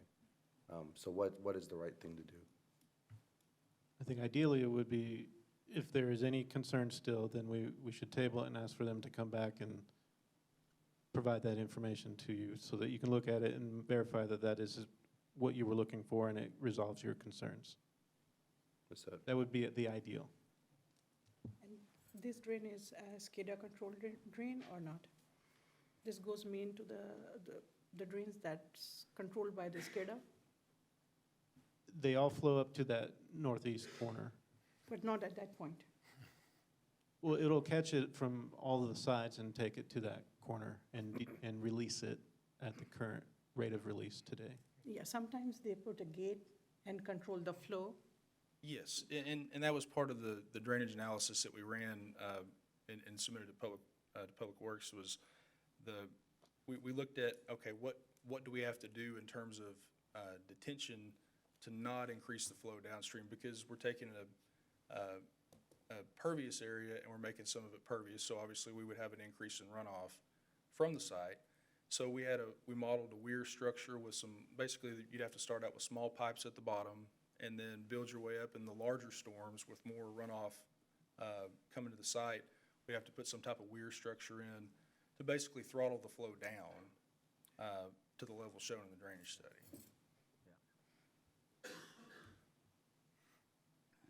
Go ahead. Okay. Yeah. As stated in the staff report, I think that, our engineers have been talking to y'all's engineers, and they are comfortable that we address the primary needs as far as, at a zoning level.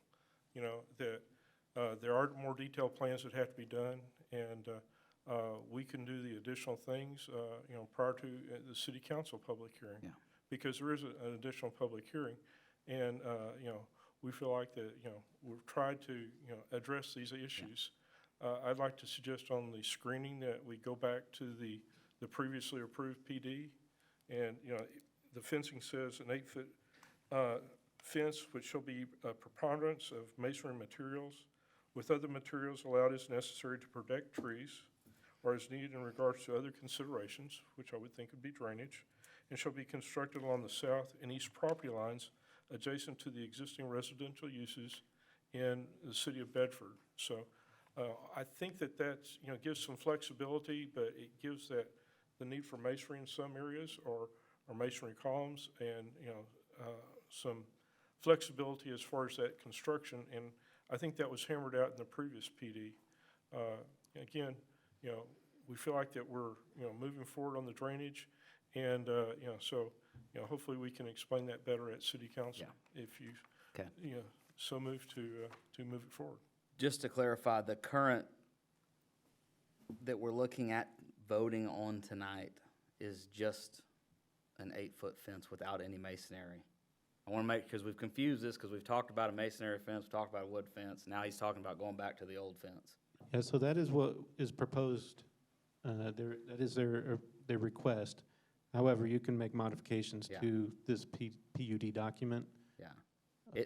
To me, I would think that people just want the wood fence, but it's kind of what I read from their reactions. So I'm not sure they want people out there building a bunch of columns out of brick for months on end, but I appreciate the suggestion. I mean,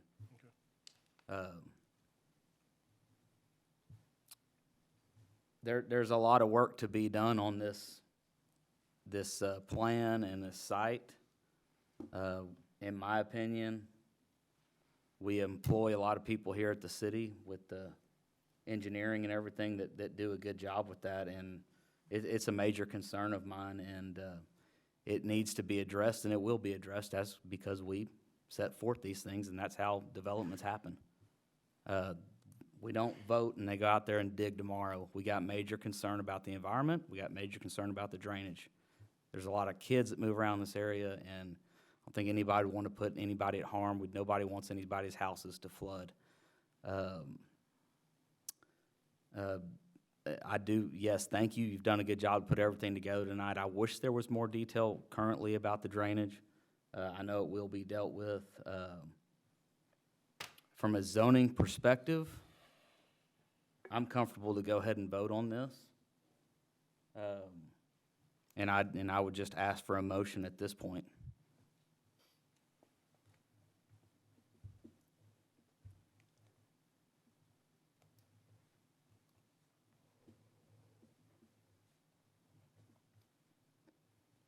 Well, again, as I said earlier, if I make a motion, it's gonna be to deny based on what I heard right now.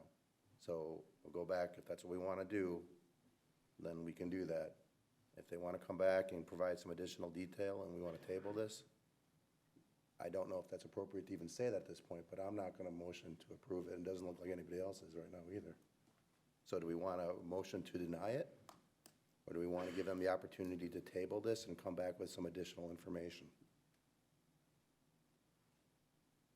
I'm going to let the applicant speak to that.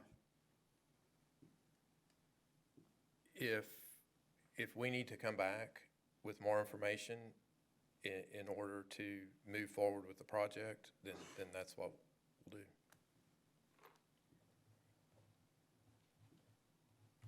Okay. Sounds like we're looking at a table. If I can get a motion for a table. I will motion to table case ZC 19-009 to whenever you all feel comfortable coming back. It can be as soon as the next meeting, but that's my motion. I'll second it. Okay, we'll vote there. Commissioner Moore, aye. Said? Aye. Holt? Aye. Commissioner Cope? Aye. Commissioner Bevel? Aye. Commissioner Bond? Aye. Okay. We have tabled case ZC 19-009. Moving on.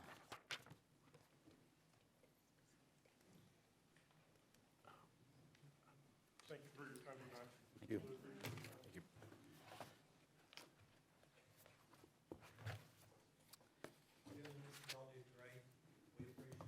Thank you. Y'all have a good evening. Thank you. Appreciate y'all. Yep. Guess everybody's gonna leave now. Not gonna stay around for the rest of the meeting. That's happened. Stick around. Yeah.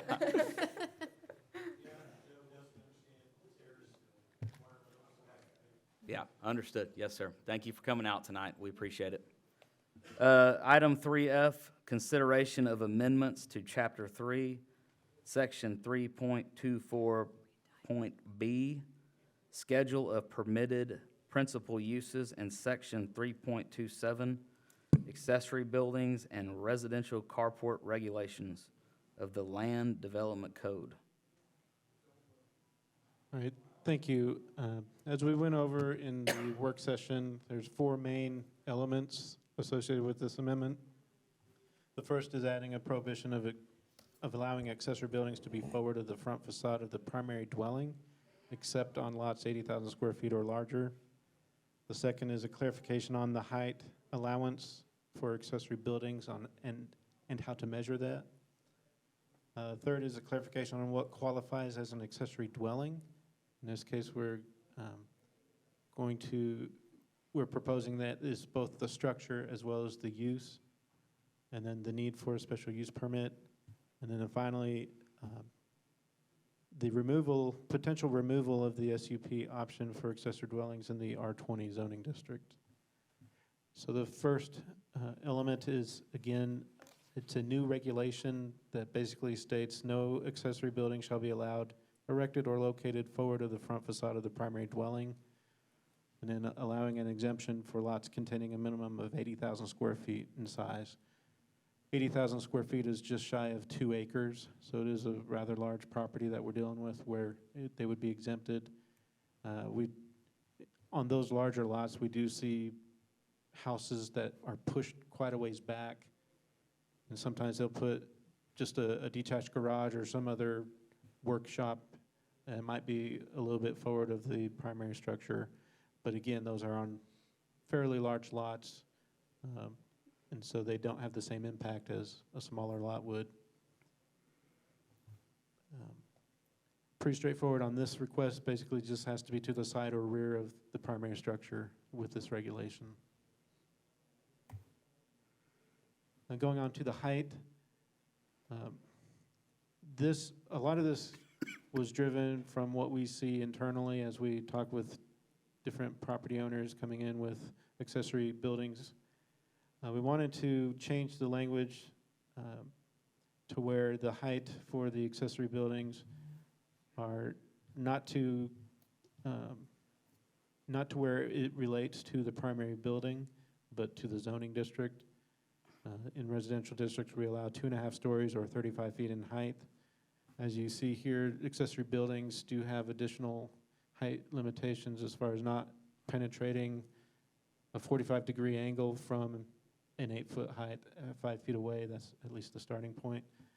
And so we want to make sure that the grade does not affect the potential construction of an accessory building. Some homes are a single story and they might have a detached garage with a home office above the garage. And so by making it relate to the district, it allows for a little bit more flexibility while we still maintain those setback requirements based on the overall height of the structure. As far as the permitted use, as far as this relates to accessory dwellings, right now, or at least a few months ago, the way this was enforced was based on the structure itself and whether the structure was a dwelling, which meant it had a place to sleep, a place to go to the bathroom, and then the cooking facilities, which was a stove and oven and/or oven. This was changed recently per policy to also include the use of any accessory buildings. If somebody occupies an accessory building, regardless of how it was designed, and that is their primary residence, then it is also an accessory dwelling, which would require the need for a special use permit. And so this is just a clarification on what now is the policy as far as what is classified as an accessory dwelling and whether it would need a special use permit. The last statement is just a reiteration of a regulation that's been in place for many, many years, but just to clarify that none of these types of facilities or structures can ever be rented. It is only allowed for family members or employees of the property owner. I guess they call it, we used to call them servants' quarters. So must be employed by the resident or it must be a family member. Cannot be rented in any way. And then finally, this is the land use or permitted use chart, and the request was the potential removal of the special use permit option from the R20 zoning district. We have approved several in the past in the R20 district. R20 allows a 20,000 minimum square foot lot size, which is just under a half acre. But the city council has asked for us to look at this and recommended that we bring this forward to remove it from the R20 district. Those are the changes, and I can answer any questions if you have any.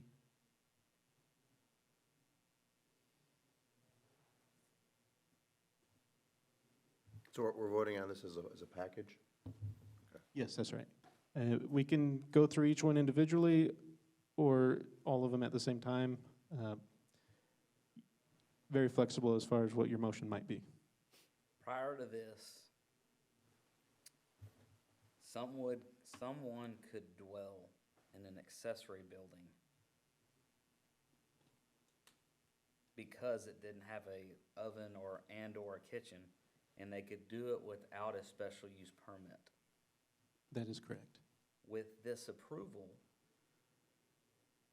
regardless if there's a kitchen, a microwave, or anything, you can't dwell in an accessory unit building without an SUP issued by this board and confirmed by city council, correct?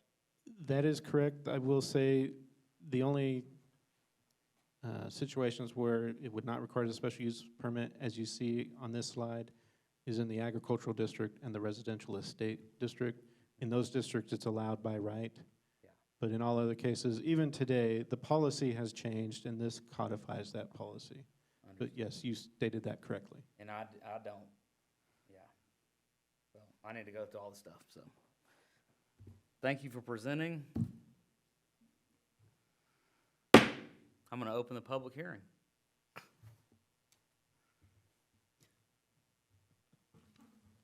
No speakers, no cards. Everybody's gone. Okay, I'm gonna close the public hearing.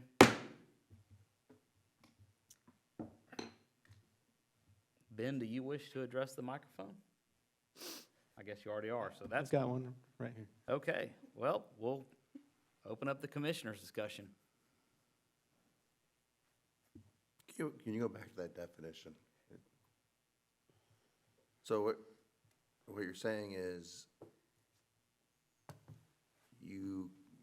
a person could not live in a accessory building unless it went through the SUP process to be designated as an accessory dwelling. In a nutshell, yes, I think that's a one-sentence description of what we're doing. But if somebody's kind of visiting for the weekend or a shorter amount of time, they could stay in the accessory building that's not necessarily designated a dwelling. Right. Yes, because they're visiting, it's not their primary residence, they're gone after the weekend or a week of being there. It's not long-term. I like the idea of spelling out what is short-term and what's long-term, because that could be different for everybody. You know, Yeah, my absolutely. nephew's going to stay here for 3 months. Is that short-term or is that long-term, you know? I would think, that's just my opinion, 30 days is the difference for me in short-term and long-term. I'm not trying to create a bunch of extra work for our code enforcement people, you know, getting calls that there's been a white truck in the driveway for 2 days or whatever that may be. I don't want to create extra work, but I do want to handle this the right way, which at this point, you know, I'm honestly okay with us tabling this again because we just saw it for the first time tonight, and I think this is going to be an important step moving forward as we continue to develop in Colleyville, and a lot of people are going to be putting these accessory buildings in. And as I stated earlier in the work session, I would not want this committee to become the pool house approval committee. And this needs to be done the right way, and in my personal opinion, we need to take the time to really, really think this out. And so if it came down to it, I would personally be okay with tabling it to the next time to give everybody a chance to digest what their opinions are on this. But I'll let the conversation continue there. Maybe we could go ahead and vote on it and recommend that the council maybe place some parameters on that or some specifics concerning the length of time. Would we have to recommend what, it would be best if we recommend what we would suggest. Yeah. And then go ahead and pass it on to them. I mean, that's what we're gonna do anyways, is a recommendation for the change. Okay. So if we wanna recommend changes to this, we need to do that, or we need to table it. Is that the only change we're concerned about? Yeah, I was going to go through them all again. Okay. So first is the setback not forward of the front facade of the primary dwelling. Looks like everyone's okay with that one. Well, where does 80,000 square feet, where does that number, I understand that's just shy of 2 acres, but why not 2 acres? I mean, where does 80,000? It's actually, there's a different regulation for number of accessory buildings. We're limited to 3, except there's an exemption for lots 80,000 square feet and larger. Okay, So there's not a maximum limit for number of structures Sure. on those properties. So I just reused the 80,000 square Okay, feet because of that. great. No magic I number. just wondered, Right, yeah. okay. The height, it doesn't look like anybody has any concerns on this. No. I think the time limitation is the big one for this. And then as far as removing it from the R20 district, any comments on that? That's one? good. Huh? That's good.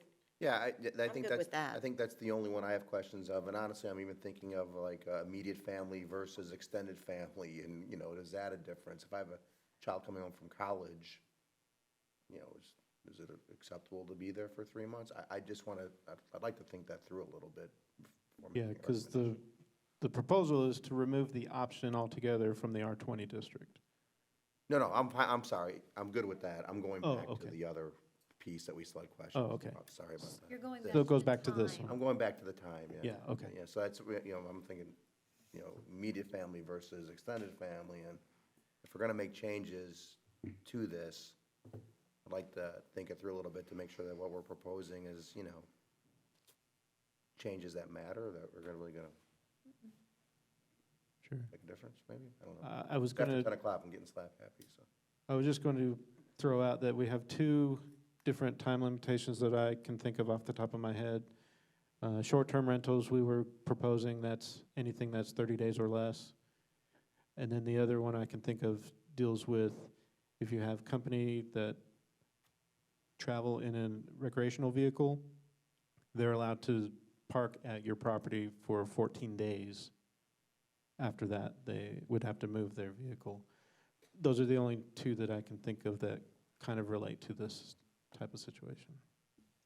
So the 30 days definitely is a very appropriate number in my opinion. 14 to 30 days. Just 30 days. It can be up to 30 days. And if you stay Yeah, on but long you were term saying you were accessory throwing 30 days or 14 more. days out Yeah, I was just to give you an as a option. possibility, Yeah. yeah. So 2 weeks or a month? A month. I think a month's the better play. Which basically Yeah. says if you're 2 saying. weeks just too tight. I can understand 2 weeks on a motorhome sitting out front. I totally get that. Right. This right here, I think 30 days is a fair number, and it saves us, you know, from, you know, a bunch of random complaints and, you know. So if, just throwing out, the option could be motion to approve with adding the modification for accessory dwellings. occupying, It would be triggered when somebody stays in that accessory building for longer than 30 days. right, Something to that effect. yeah, okay. So, I would like to make a motion to approve the changes to the Land Development Code as presented with the modification to A5 to include the language that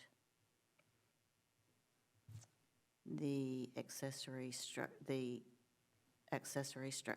could be occupied up to 30 days without an SUP.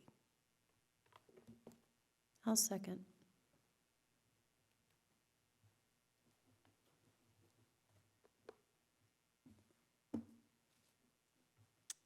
We'll take the vote. Commissioner Moore, aye. Syed? Aye. Holt? Aye. Aye. Is it Cook? It's Cook. Okay, I just want to make sure. Commissioner Cook?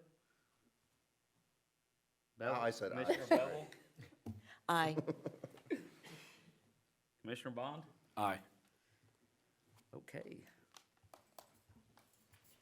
By the power invested in me, this meeting is over. Woo-hoo. You're gonna break that thing. I know. I'm right here, Ryan. I'm right here. Nice job. Hey, I rarely get the gavel, so I'm gonna drop it hard. This is Susan. Gotta break that. Yeah. I'm like, wow. Get me a metal Yeah, I'm one. gonna get air, goddamn. Right. Hey, I got a bunch of stuff for Ari here. Let me go pick up that. Good job. Thank you. That was fun. Back in the corner Oh, over my there, goodness. yeah, with the, next to the chocolates. Thank you. Absolutely. Anytime. Oh. Sure intend my oath. Yeah, I'm getting mine framed. It's certainly suitable for framing. That's right, Might as yeah. well. Good night, y'all. Good night. By the way, if anybody, does anybody care the scores? I just got the update. LSU's 34, Clemson 25, with 5:20 left in the third.